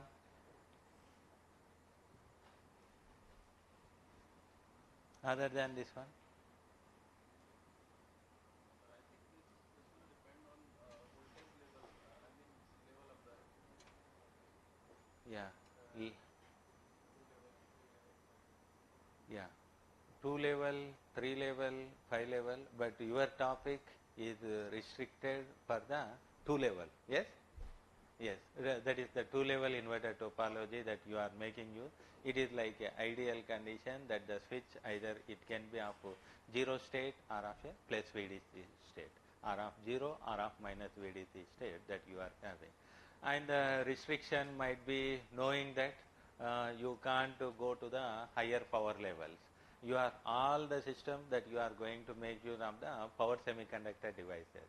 Power semiconductor, there is a restriction of your voltage rating and the current rating. You can't go for the higher. So if you want to go for the high power application, that series parallel connection is very much essential. So the main restriction of not going for the high voltage or of high current rating is because of that the voltage stress or of a current stress which is going to experience across the switch part. Okay, that makes you to restrict to lower your working power level. That is what we can say that. So, and also that she is saying that means total harmonic distortion part. This total harmonic distortion part for the ideal cases that the professor is saying that we are supposed to maintain the close to around 5 to 10%. Okay, it is the ideal condition. If you won't maintain the total harmonic distortion within the permissible limit, that you know that the pulsation, overheating, and the mission performance degradation is going to take place. That should be avoided. So how you are going to improvise the total harmonic distortion? Here, that the conversion part you are doing, what you are doing the conversion from the, again your system is going to be of a AC system, that you are talking about a 3-phase machines. 3-phase machine, and it is in the form of that you require to provide the required voltage and the frequency to get speed control over the system. Okay, that the V by F ratio that you do maintain constant, accordingly that the voltage and the frequency you are supposed to maintain constant to get the different different speed condition. Now the question means like how you are going to improvise the THD. One question you are saying that increasing the number of steps. Okay, that you are means what will happen? Improvising the number of steps means I can increase more number of levels. Okay, now our topic restriction is going to be like up to 6, 7, 8 and 9 level, maximum of 9 level, that the discussion is there. Can't we go behind the 9 level? If you go behind the 9 level, what happens? Or within the 9 level, what? Huh? What? Can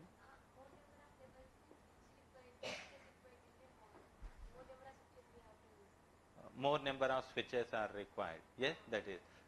Control logic is going to become more complex. Yes, that is the will restrict. But the advantage, another, this is the one disadvantage part, that the control logic is going to be of a little complicated, and then more complex circuitry is going to be. That is one thing. And okay, another part, this part is okay, disadvantage. Advantage is what? Yeah, the objective is that you want to make it your output voltage waveform or of current waveform as close as possible to the sinusoidal waveform by increasing the number of steps. So that if have the sinusoidal waveform, then your machine performance can be improvised and the harmonics can be reduced. You can brought your THD level below the, means like close to 5% or of required standard, that you can bring it. That is what that this inverter path are meant, multi-level inverter path meant, means like here restricted, then I am giving the flavor of it, that most of the people also that they are working.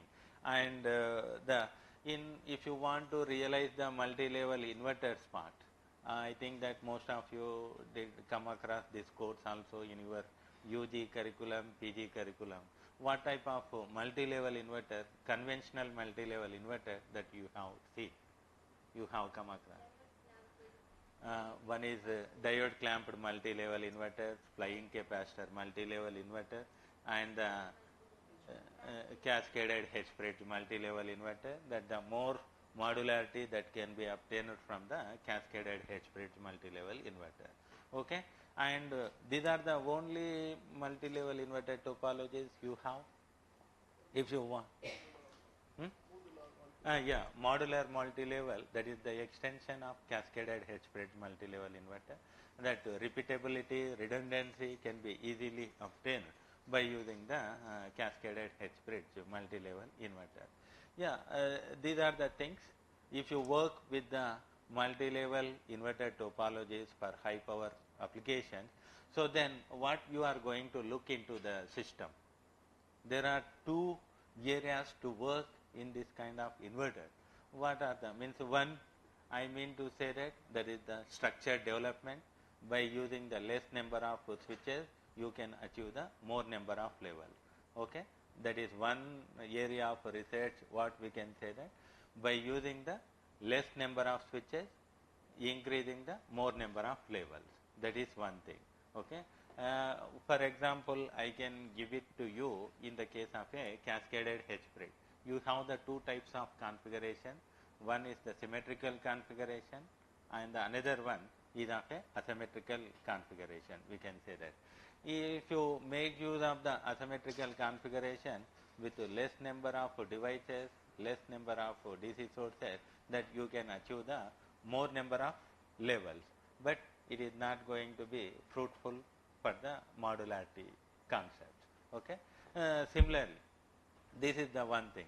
And another challenging is that, what is the challenging? You have this, there are means like many structures, many of the authors, those who are working in this kind of multi-level inverter, optimization of the number of switches to increase the more number of levels. That is what we can. And the other concept, what is the, yes? Control. Yeah, that is the generation of the PWM signals. Means PWM signal, there are a wide variety of what professor is discussing, what type of PWM that is discussing. Yeah, space vector pulse width modulation technique, and you have the 8 states. Okay, that is what is discussing. That the similar concept, that if you can apply for a 3-level multi-level inverter, how it is going to be?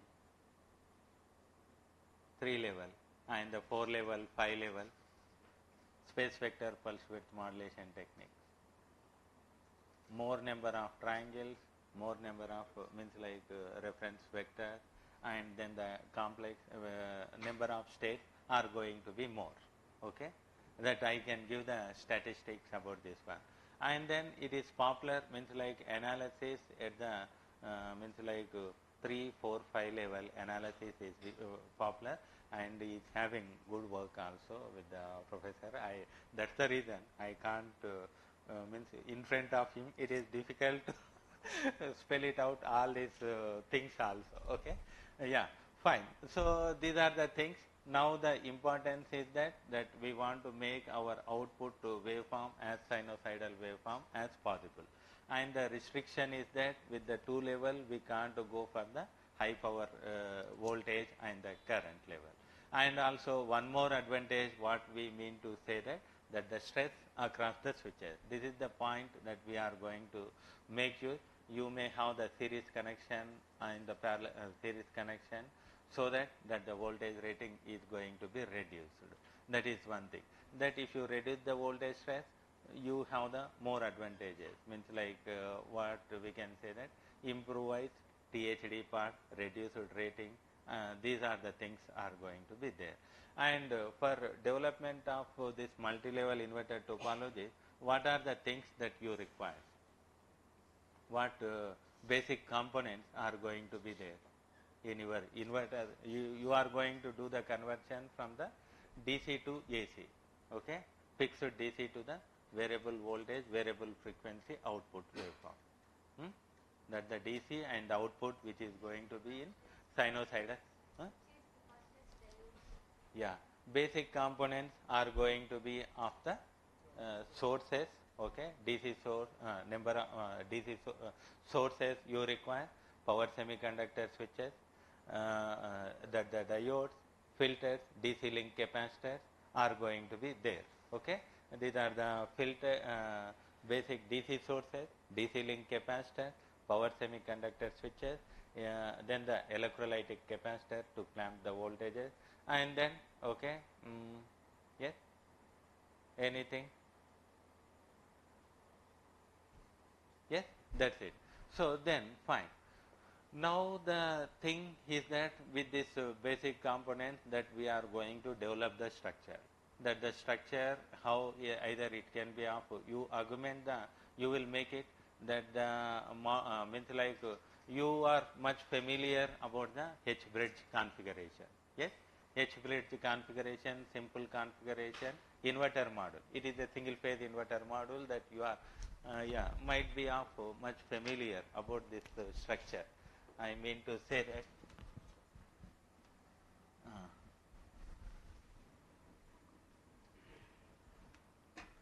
you are much familiar about this structure, and then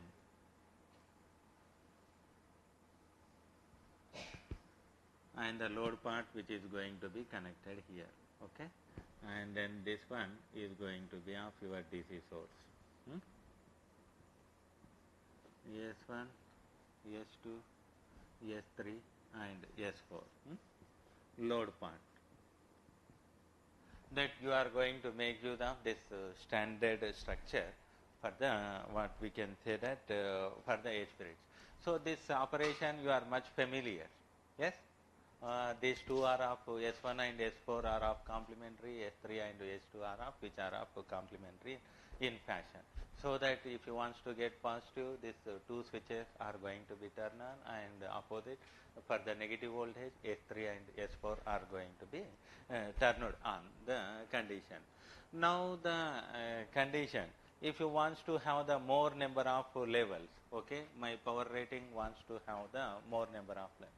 So the output of this one can be taken as the input to the that the output level that can be given to the next level, and it can be cascaded, so that the one output of this one will be given to the input to the next level, and then next level that will be given to the next, so that the output level is going to be increased. So initially that I mean to say that you have the this kind of structure. you do maintain, okay, and then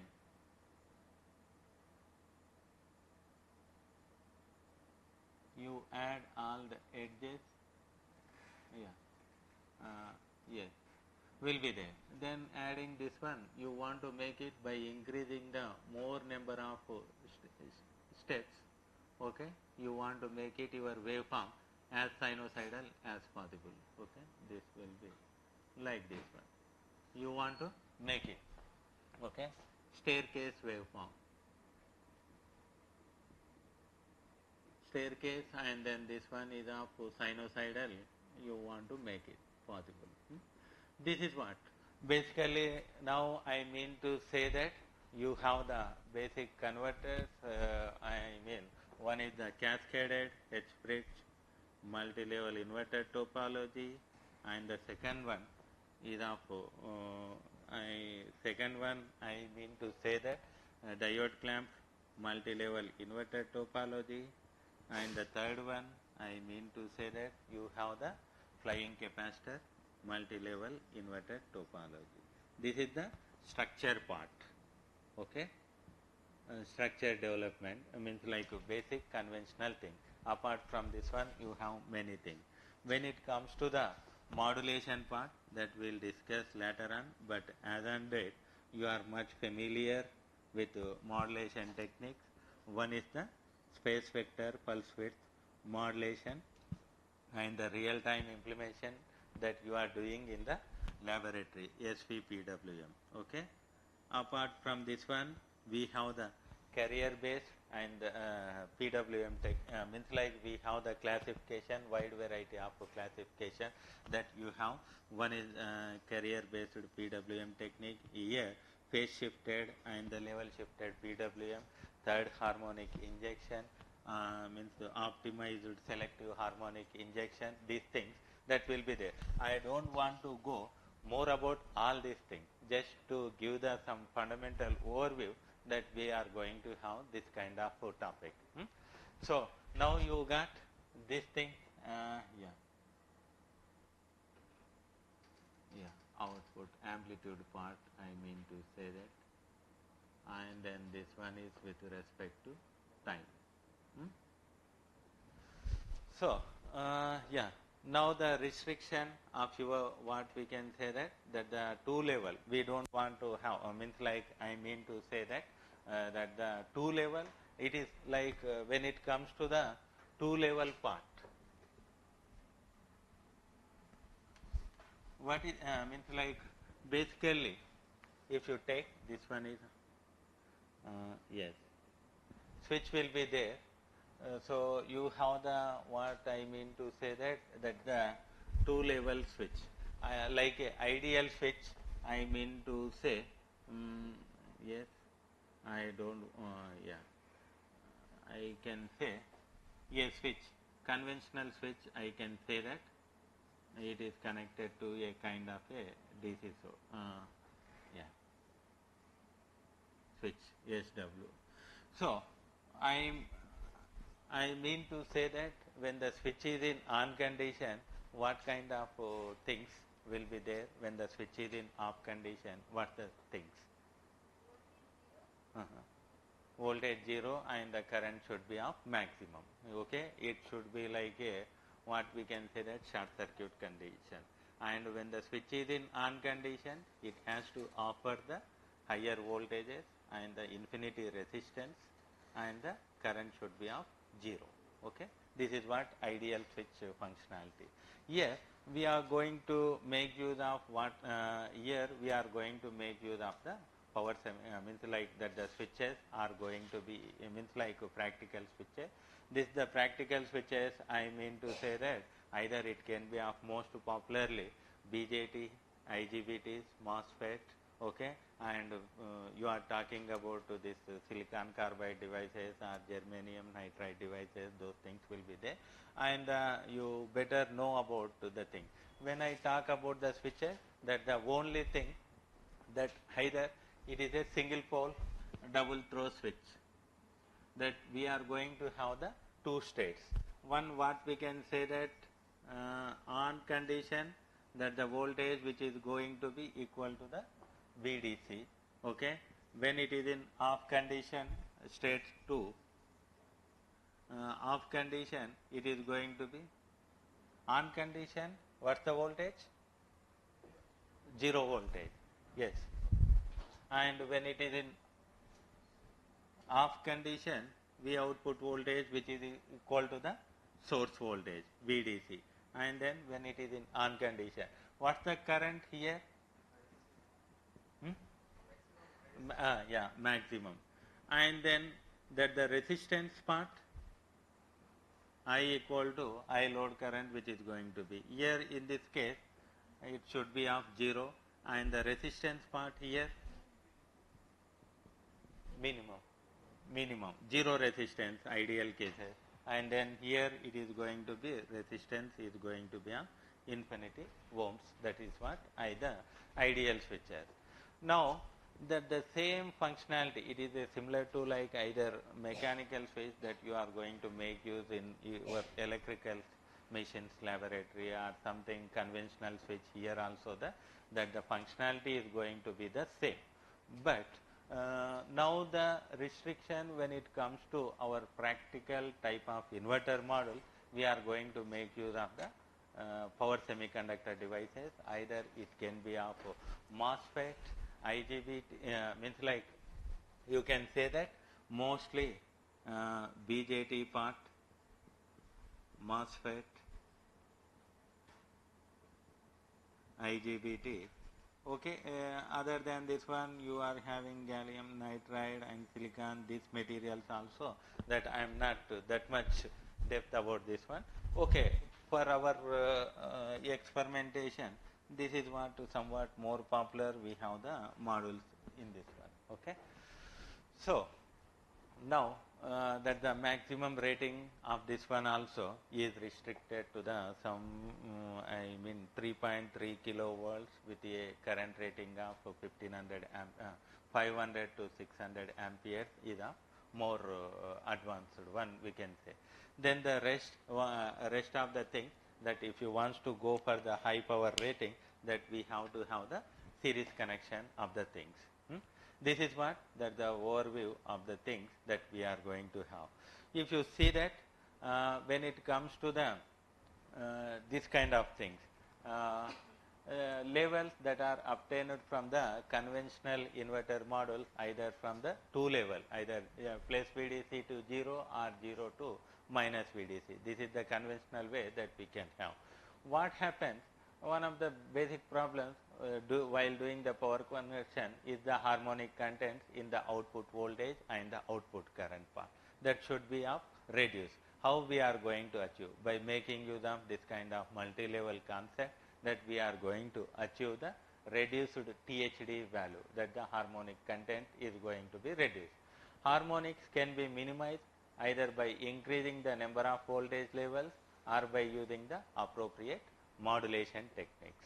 And this is the same that I am stressing the focus on this part, that we can reduce the harmonics part by increasing the number of voltage levels or by using the appropriate modulation technique. This is what we want to achieve, that the sinusoidal waveform means like we want to achieve this one. You know that the power quality, you people will talk also on this kind of things. If it is of means like a good quality, it should be of give the sinusoidal output. If even though that the inverter, that we do accept even with the square wave output also, that the torque is going to be of pulsating in nature and the machine performance is going to lowered. So that should be make it if you give the quality, and indirectly that you can see that a jerk kind of movement, a lot of friction, heat generated. If you touch the motor for running for certain time period, you will experience the heat. And smooth operation continuously will run it with the quality power supply, that the heat produced is going to be of lower. That can be minimized. This is what we can say. Harmonics can be minimized either by increasing the number of voltage levels or by using the appropriate modulation technique. different PWM techniques has been used for the, means like you have the wide variety of PWM technique. That the best one how you are going to choose depending on your total harmonic distortion. If the total harmonic distortion is of within the permissible limits, you say that okay, this is the best opted for your application part. And then useful in best suited for the renewable energy sources with the grid and the electric drives. Okay, each and every means like distributed energy sources are connected with, even that your solar photovoltaic systems are embedded with the small inverter modules. Okay, small inverter modules that can be best suited with the renewable energy sources with the grid and the electric drive, that you want to inject the power to your grid by matching the frequency and the voltage. That can be done with this kind of multi-level inverter part. Yeah. So then next, when it comes to see this one, here that we have the 2-level output and the 3-level output and the n level, and the finally that what we can say that is the sinusoidal waveform that we want to focus. Yes, here you have, oh sorry, yes, here we can see that even this form of application also can be acceptable. It will get the means like a square wave output. It is also that we have the AC output plus VDC and the minus VDC. It is of a modified one that we are getting 3 level in this case. Okay, 3 level means like 0 plus VDC and minus VDC part. And here 7 level that I made and the n level that I have not represented. 7 level that we are going to have the 0 plus VDC plus VDC plus 2 VDC, 3 DC, minus 0, minus VDC, minus 2 VDC, minus 3 VDC. Okay, it will get the things like that. So now this multi-level inverter involves utilizing the higher number of active power semiconductor switches to perform the power conversion in small voltage steps. This is what we will get finally, that we want to, our objective is to get that the original waveform close to this sinusoidal waveform that can be achieved in smaller voltage steps. Okay.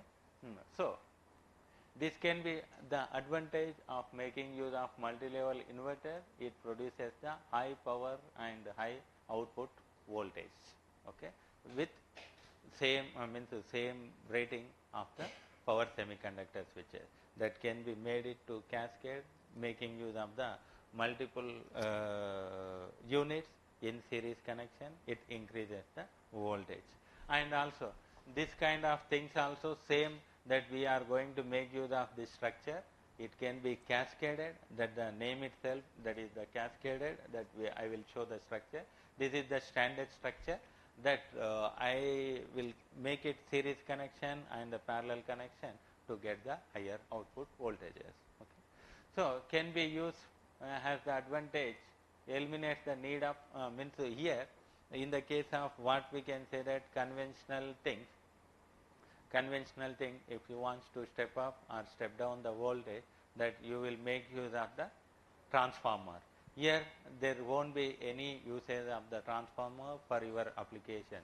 Without making use of the transformer, that the voltage levels can be increased or it can be of decreased. That's the inverter. Means without making use of your transformer, that the voltages can be raised up or it can be lowered. That is one thing. If the transformer is present, what happens? That the question also posed. Yeah.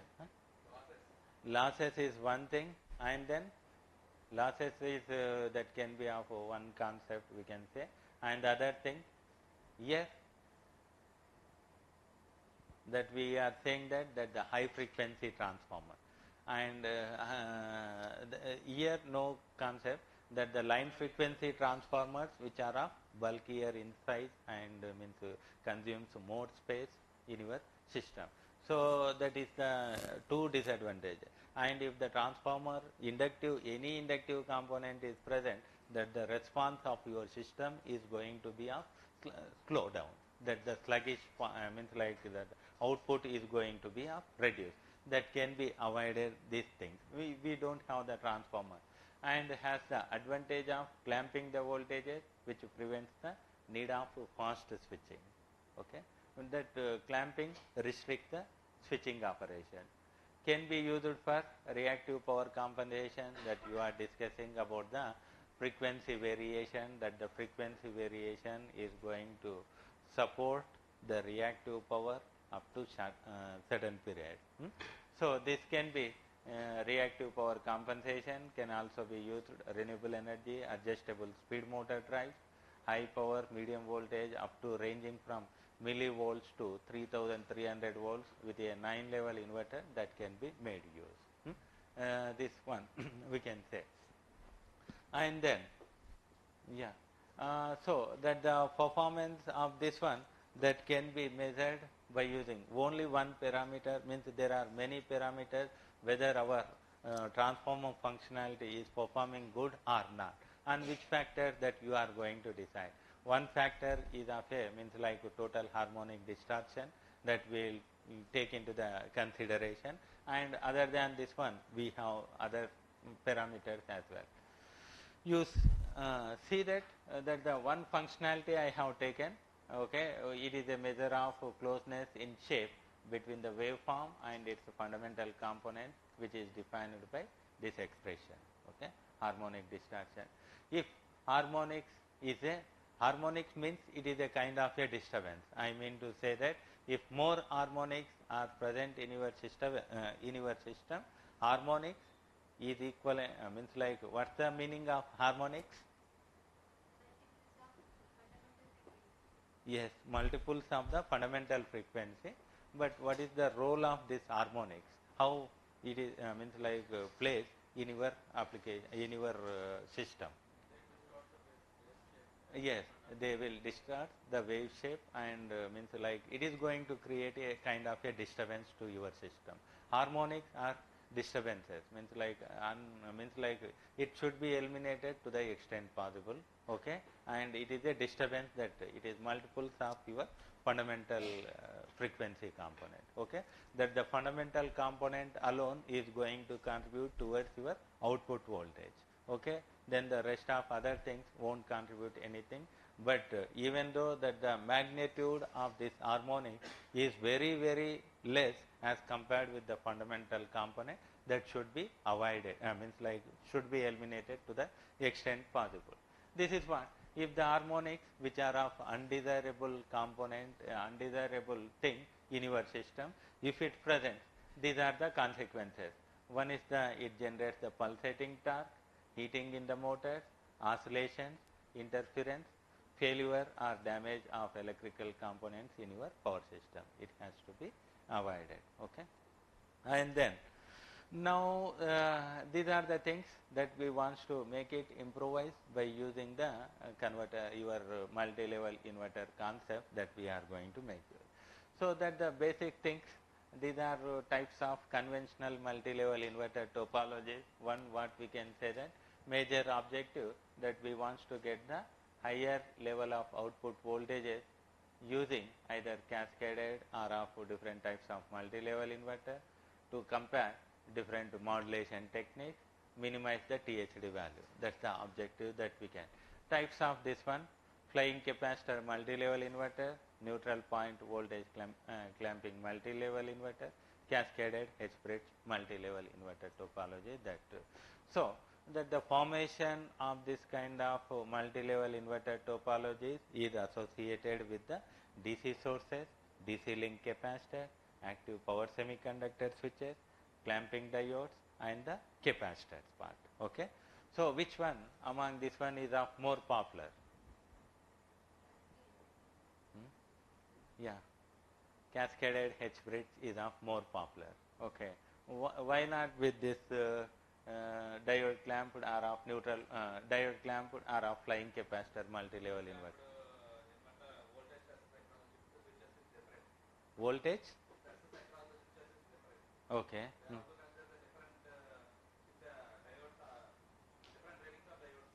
Okay. That the classification of all these things is based on the classification of this basic conventional multi-level inverter topologies is based on what?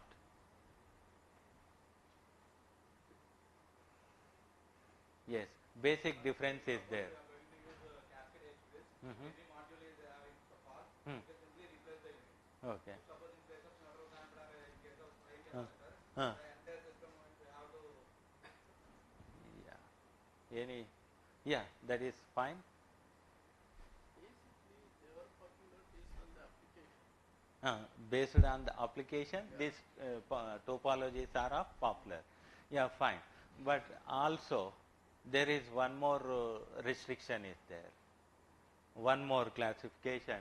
You know, yes, Balancing in the voltage balancing, that is also there, and also here you require this one, this FC multi-level inverter and the neutral point voltage diode clamped multi-level inverter are going to make use of a single DC source, whereas this one cascaded H bridge is going to make use of the separate DC sources. Okay, that is one thing, and also what is saying that depends on the application part.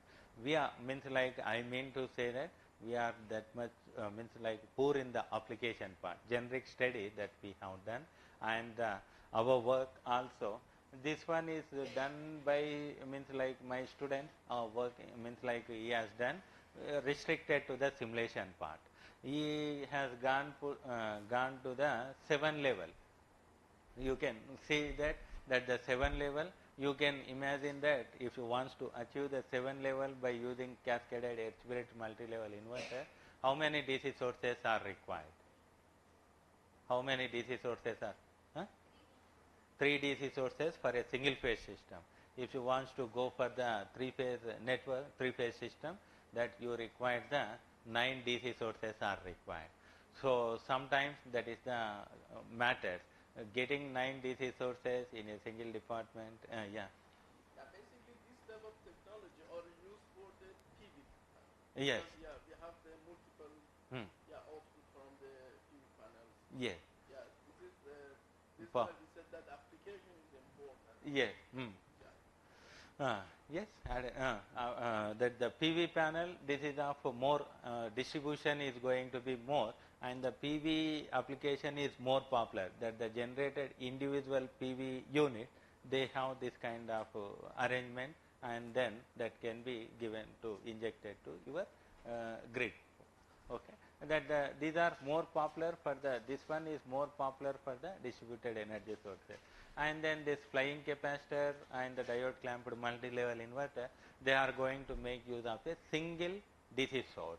Okay, that can be stepped up to the get the more number of voltage levels. That is the one thing. This one is there. So if you see that, yeah, okay. Yeah, I thought, okay, that the generic structures, I mean to provide this thing, then afterwards we'll have the depth discussion, the thing. Okay, I think that this is the generic one 3-level flying capacitor multi-level inverter topology which I projected here. So it is going to require the large number of capacitors that and you know that large number of capacitors it is going to. Capacitive component is more expensive than the this what I mean to say that is the diodes component, clamping diodes. The expensive part also requires large number of capacitors for M level inverter. These many capacitors are required. Okay, M minus 1 into where M is the number of levels. Okay, selection of switch combination is going to be very complicated, that the switching frequency needs to be higher than the fundamental frequency. This is generic structure that I provided. And then another thing, I think it is from him only. This is the diode clamped multi-level inverter, that it is going to make use of several diodes in a single leg. I think this structure is this structure is meant for the 3-phase system. Okay, so this one also it is meant for the 3 level, that we are going to make use of the 4 switches. Okay, 4 switches multiplied with 3, that is the 12 switches that we are going to make use, and then clamping diodes for each leg, this D11, D12, and the DC link capacitors are DC link capacitors are required is of 2. That I given the generic formula about to do the simple calculation, but many more compared to parameters are there, but to basic comparison which I provided requires different voltage ratings for blocking the diode, unequal switch device rating, capacitor voltage balancing, that you are talking about this thing, neutral point voltage balancing and the generation of the common mode voltages that professor is stressing here. Okay, that how to eliminate, what are the consequences you are having for having the common mode voltages. Yes, this thing, and table also that we have means switching operation at any instant of time, that I mean to switch, say that switching S11 2 for a 3 level at any instant of time, that the 2 switches supposed to be on. If it is of a 5 level, 4 switches supposed to be on condition for getting the different levels. Okay, this on off. I will give more about this thing. Then the other things, this diode clamped extension for this 3 level, 5 level, that I means like more number of diodes are going to be there for each leg configuration. This makes you to be more complex. This I think it is for the 5 level, that at any instant of time that the 4 switches supposed to be on condition. These are of complementary function. One we are getting for the line redundancy and the phase redundancy. These things will be there in means like all these things can't be covered to the extent possible. We'll see that. This is what I am projecting, 3 level and the 5 level, and 4 complementary pairs are required, S11, S2, S2 dash, S3, S3 dash, S4 and S4 dash that we are having. Then yeah, okay, this one also I can say you, I will come back this one, and this is the generic structure what we projected here, H-bridge module, and then the 2 states, plus VDC for getting minus VDC, how the operation, 3 voltage that we have projected here. Yeah, fine, and then the row, okay, that the switching operation, we have this thing, that the switching operation and this thing, all the things will be there. Yeah, simple that the operation, I am not means like that the stress across this one, it is a well known topology that you can easy for you cakewalk how to switch means like for to get the plus VDC, minus VDC and the 0 state, that can be easily obtained by this one. So now may not be that much stress across this one. Then if you go for this one here, that one, what we can say that 2 cascaded 2 DC source, 2 H-bridge modules which are cascaded. Output of one is given as a input to the next one, and then that the V output which is equal to that the combination of output which is generated by the H-bridge module 1 and the output which is generated by the H-bridge module 2. V output which is equal to V1 plus V2. Okay, V1 plus. Here how many levels that we are going to get? Phase levels and the line levels. Yeah, 5 levels that we can get it. Yeah, 5 levels means like 0 plus VDC plus 2 VDC minus VDC minus 2 VDC, that you can get it. 2 cascaded H-bridge which are connected, it is having the means like I mean to say that these are the 5 levels that can be obtained by using this one. That the waveform associated this one, I mean to say that cascading, superimposing one output over the other.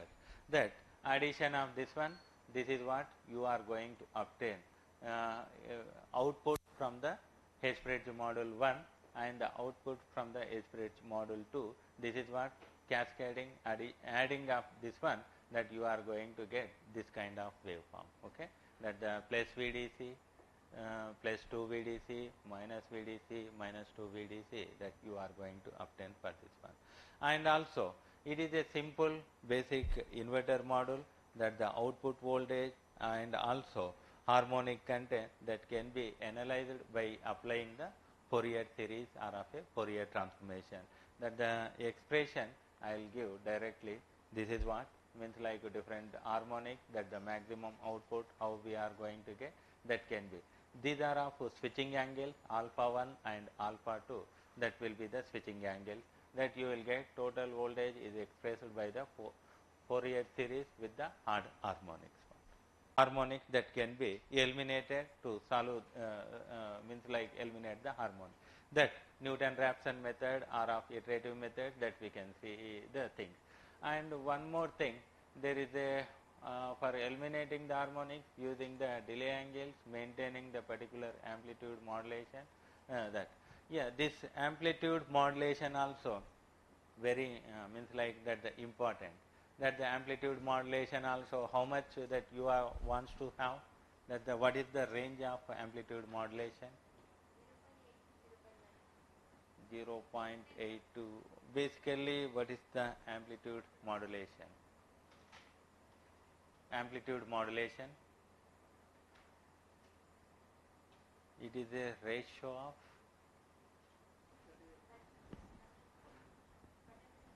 to the reference amplitude.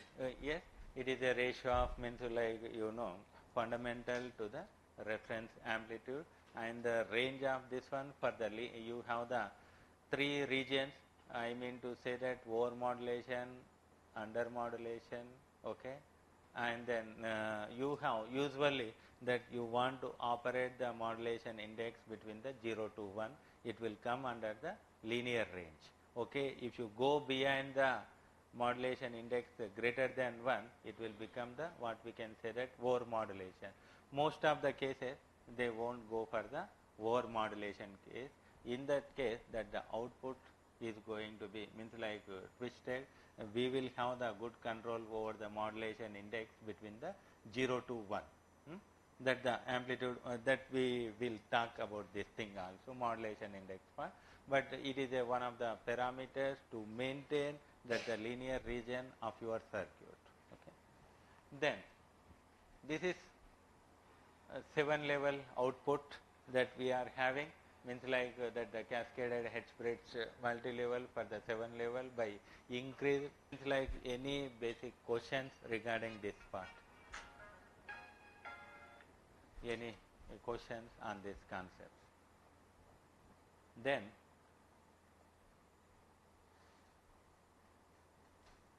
yes, the usage of the multi. Yes. 9 level with which this type of topology? Yeah. Yes. You. Yeah. Professor will give more insight on this thing. Yeah, for high voltage application, we can go even more than 100, 200 centimeters. Any challenges?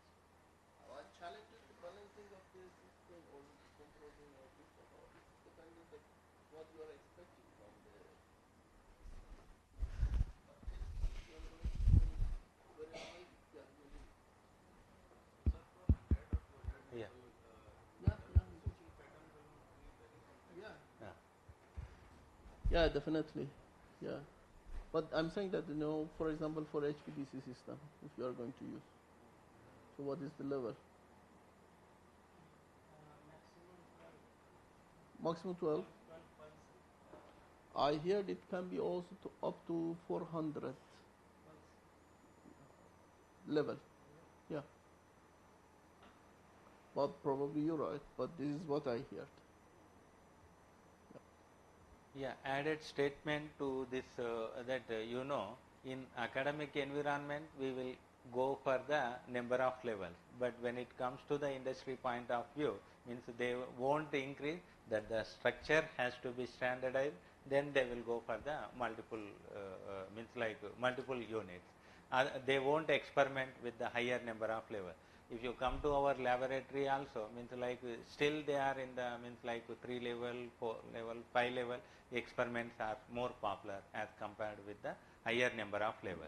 If you go for the higher number of level, that the more means like the complexity is there, it is for the meant for the research purpose, not for the means like industry industry applications. That is one aspect that we can stress. Yes. Still some more. Ask from Arya. Yeah. Could you repeat what was the question? Could you repeat what was the question?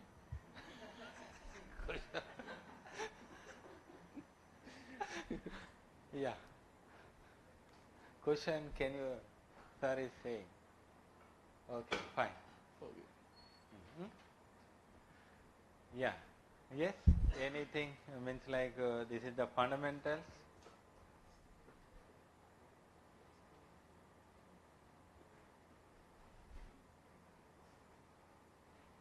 It is easy to go.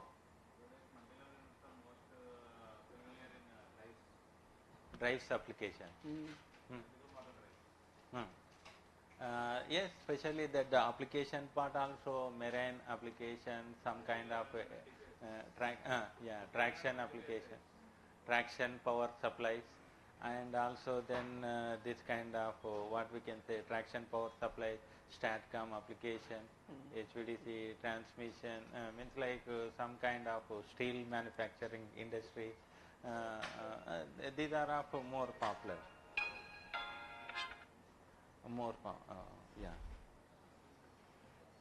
More popular in traction applications and all these things. Yes. Yes.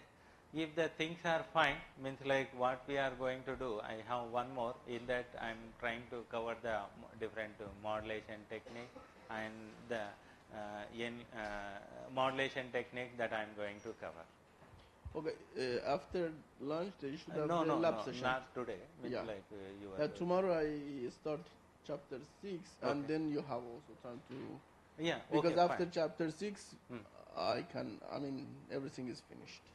Okay, fine. Yeah. That this is the fundamentals only, not depth, means like that the fundamentals to have glance on the, to work with this kind of high power inverter that we are giving the some concept on it. Yes, fine. If you don't have, means like that here, at least my simple question, what is inverter? What kind of conversion for the things? DC to AC conversion. Okay. At variable voltage, variable frequency. Okay. That is the conversion. You have the 4 types of, yes, AC to DC, DC to DC, DC to AC and AC to AC. Okay.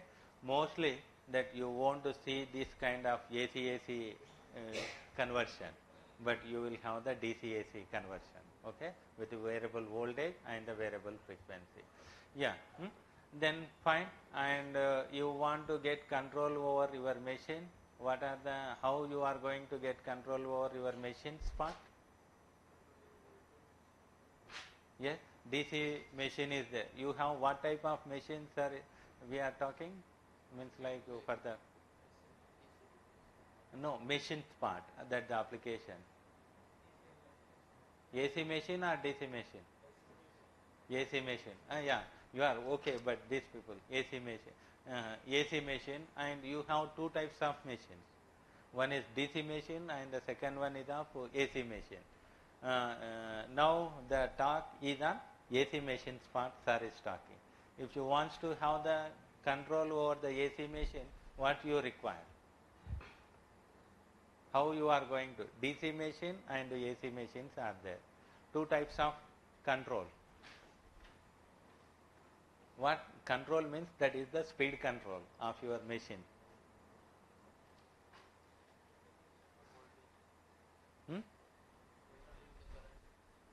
Yeah. don't go too much complication, just a simple thing that speed is there, your means like one motor is there, you want to get control over the motor part. Okay, speed I want to go at 0 kilometers per hour or 50 kilometers per hour. Okay, increase the rotations. How you can increase or decrease the rotation, rotor part?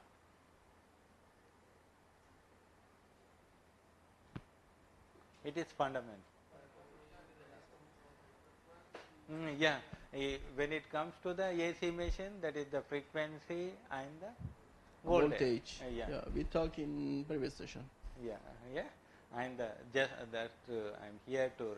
And the other thing, in DC case, just to increase the voltage, you can increase the speed. Okay, mostly that the in train application that you will see the DC series motors. Okay, and for power generation and some industrial application that they will make use of the AC machines part. Okay, there you require the variable voltage and the variable frequency. Here only the DC voltage that the things. Fine. Yeah, if the things are fine, we will close the session. Or any means like that queries, we can have some one or two questions from the participants. Yeah. 5. Uh, uh, yeah. Yes, that is another thing. Means like there will be like that the interfacing system is there. If the interfacing system is there, that what you can get that it is a 5-volt system that you will programming with the computer part, and that is a 5 volt, and then for your system it requires the more voltage. Means like when it comes to this one, that the block diagram 5-volt system will work with the electronics, but when it comes to the power circuit, more voltage is required. In simple terminology, more voltage in the sense that you have the gate circuit, it requires the 15 volts. Your device, that will be of another, that is the power circuit. We will call it as 3 types of, one what we can say that power circuit, control circuit and the interfacing circuit. Yes, level shifting operation that can be made you to increase from 5 volts to the 15 volts. And that's the control aspect. Yes. So it is architecture. If you see that there are many components, that the PCBs will look very simple, but understanding it takes more, means like more complex. Any? Yes. Fine. Fine. Thank you for all, and we'll see you in the lab afternoon session. Okay. In Smart Electric Grid Laboratory in 2nd floor of Electrical Engineering Department. Yeah, fine. Thank you. You can add also some information. No, it's fine. Actually, we'll go. That.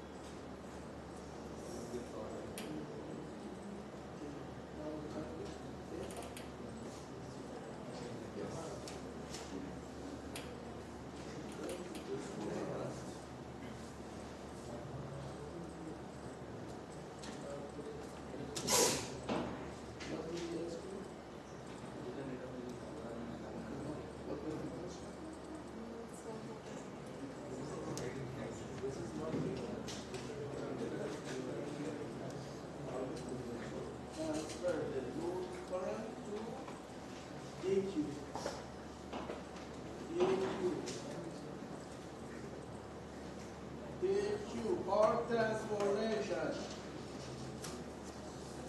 Why you're laughing? You're better than him? Show me. You already put the measurement. You even didn't put the measurement. Wow.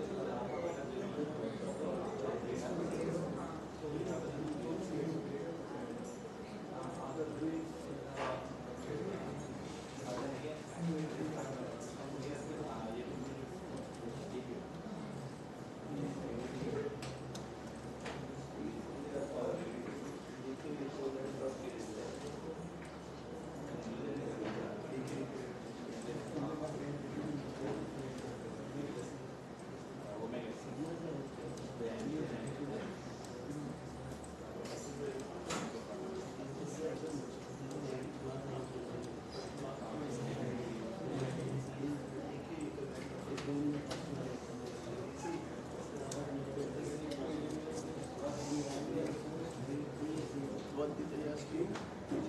What did they ask me? Oh, sorry, you're not in the class. You're in the class. I asked them.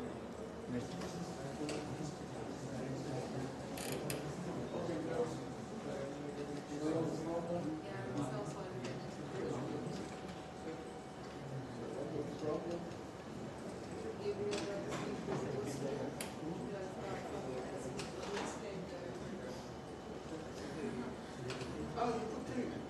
Yeah, it was 2, so we took 3. Okay, put 0. Yeah. Okay.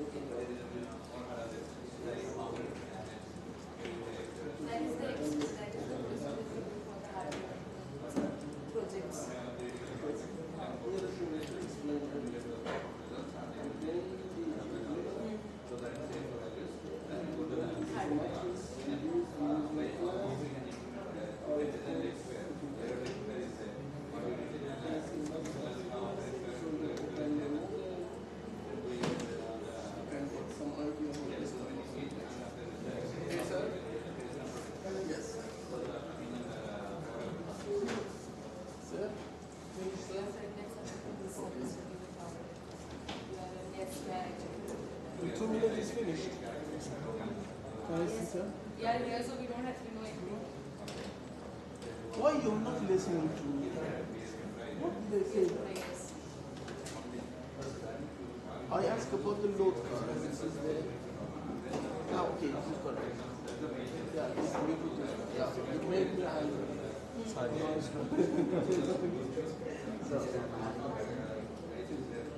what theta?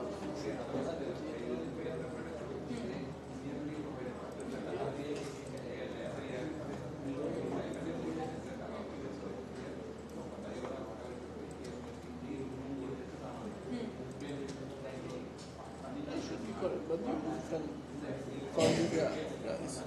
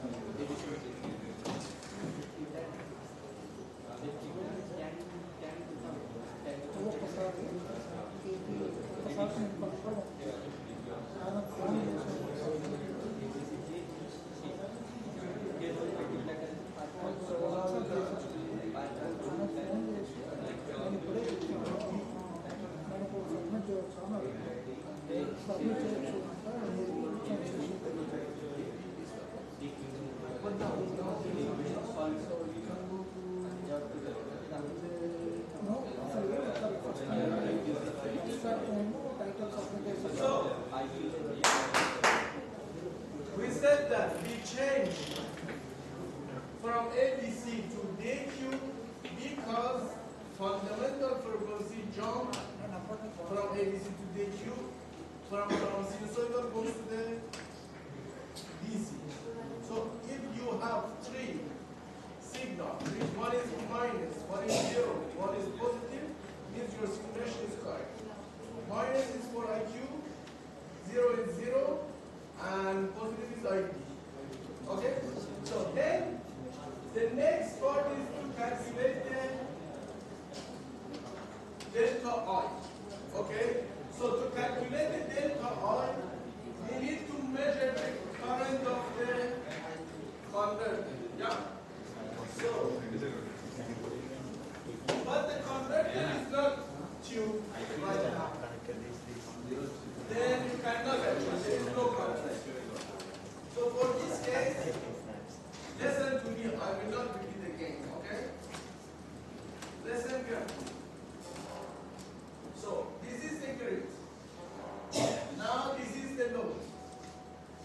And we calculate IL, D, and IL, Q. Okay? So now we have the data. We have also converter here. Then the converter is AC, DC. You can put the 800 volts DC voltage, which is converting from 800 to the 8. Okay? Up to here is what we discussed in the class, that we need a space vector PWM. And a space vector PWM needs the D alpha and D beta. But because you didn't close your loop, you have no idea what the D alpha D beta. So meantime, you put the D alpha equal to 0.5, D beta equal to 0.3. Then later when we calculate the D alpha D beta, then we can change. Meantime, put the constant value. After that, you calculate the ICD, ICQ, because we are going to calculate the I, delta ID, and delta IQ. Go ahead. Yeah, like this. Okay, go ahead. Finish. Stop. I'm coming to help, okay? So you start. Now you have a converter. You have also filter here. Put RL filter after converter and then connect it to, of course you need a transformer also.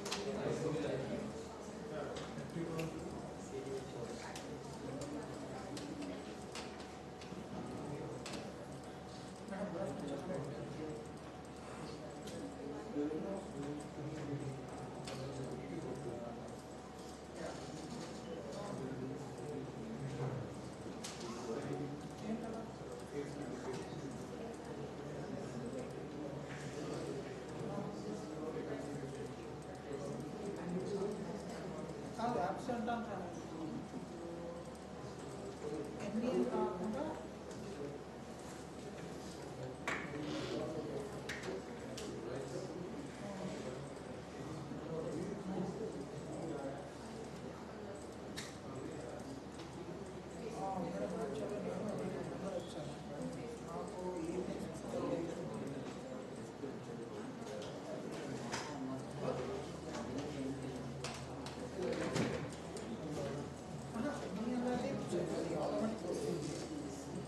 ఇదే నన్ను ఇదే question subject చెప్పాను ఎన్ని కాదు మీకు freeze option వచ్చింది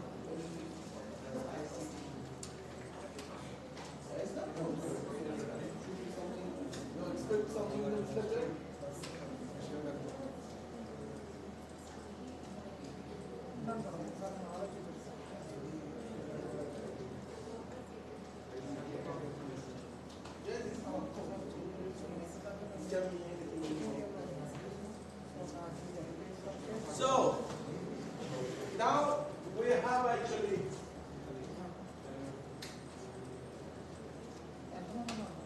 we have converter connected to the grid. So we have actually ICD and ICQ, ILD, ILQ. So the next step is to calculate the delta IL. Take delta IE and delta IQ. It means that ILD minus ICD. ILD minus ICD. So after we calculate this one, then we should give this delta I to QI controller. So then it will be lambda. Delta ID and delta IQ goes to QI controller, lambda D, lambda Q.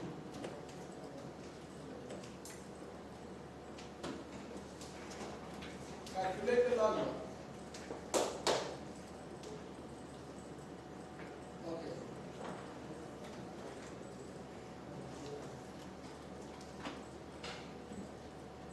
What's the name of the lambda? Your answer. Yeah.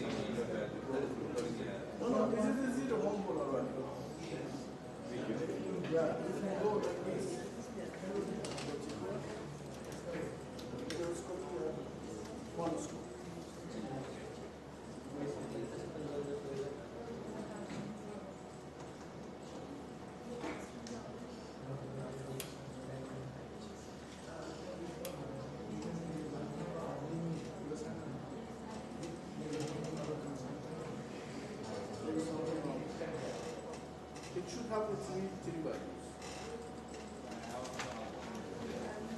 But what is this also paper?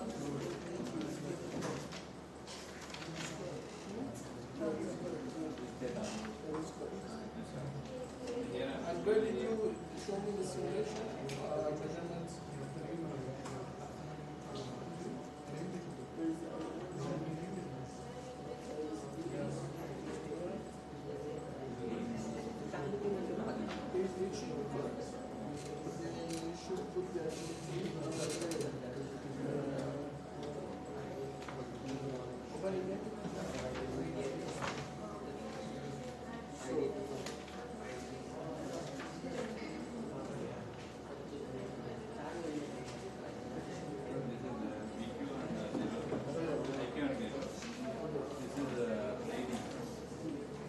Yeah, I choose to be mine. It's not a problem. You're making some mistakes somewhere. Probably put this small here or here to see your signal for all of them.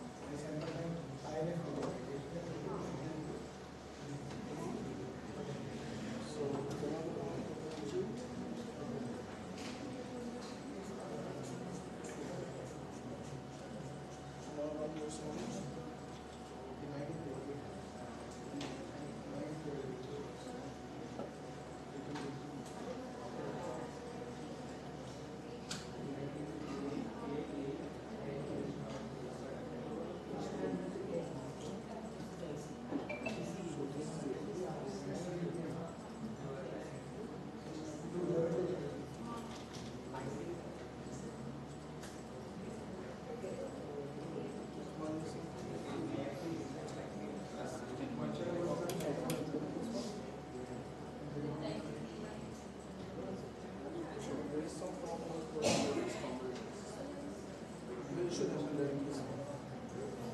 So there is something you may respond to.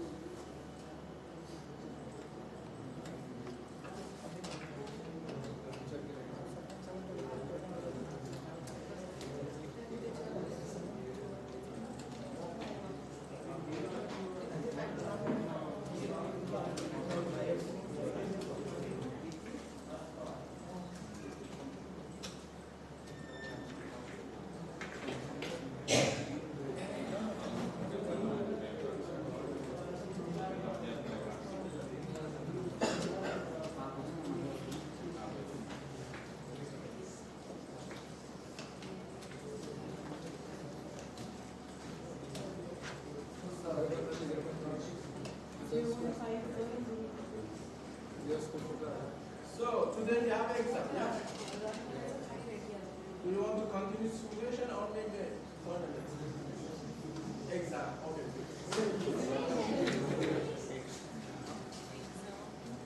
I mean, I'm not the boss.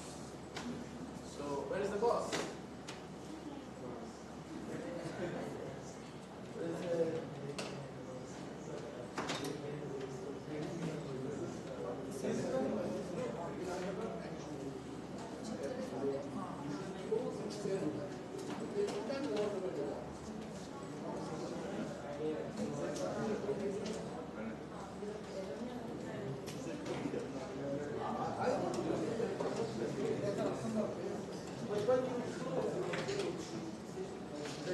And then we refine the situation. So, we pass it like this.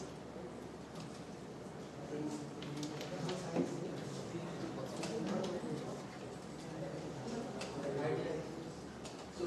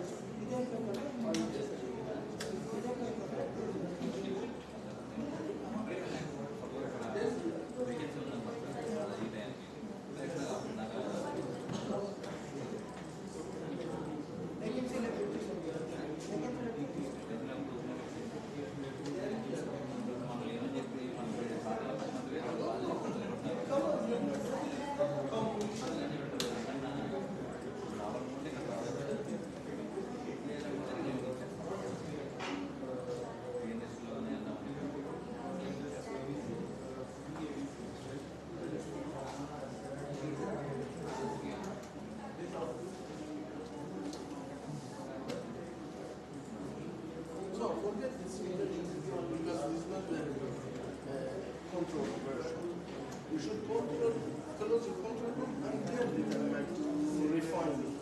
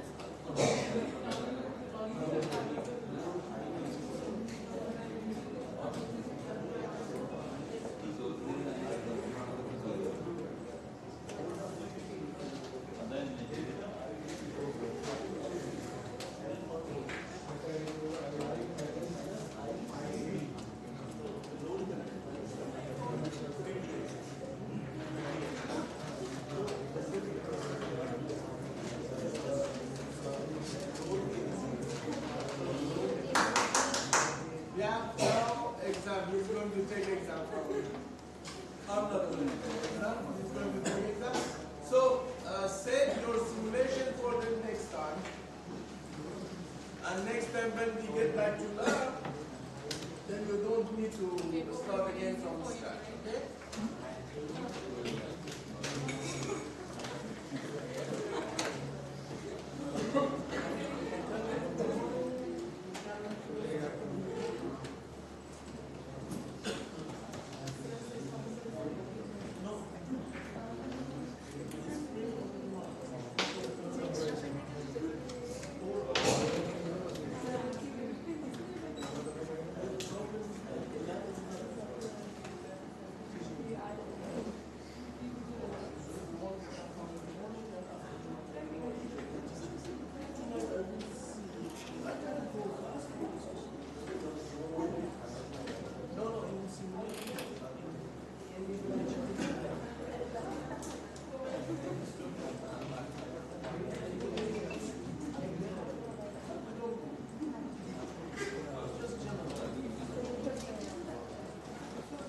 So, very hard questions coming. Then your life will be very, very hard. Then you cannot take this certificate. Yeah, very bad. I'm sorry. It was his.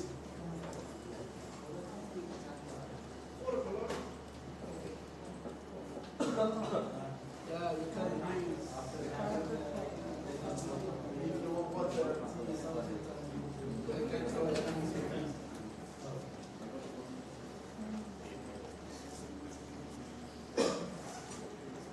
So you still didn't do it. Yeah? Oh, what did they ask you? What did they ask you? Where's the PL controller? Where is the PL controller?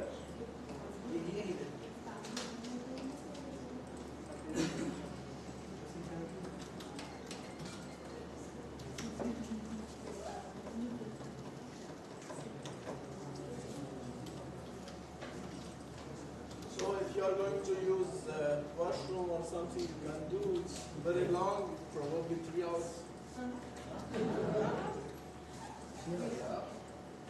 The exams, 3 hours.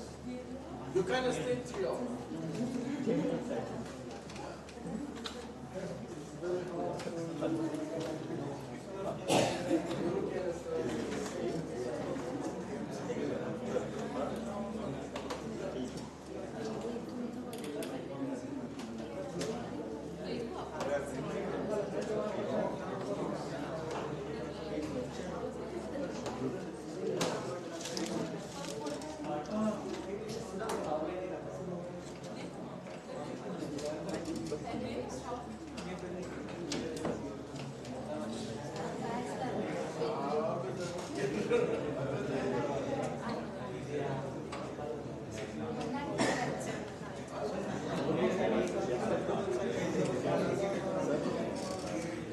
चल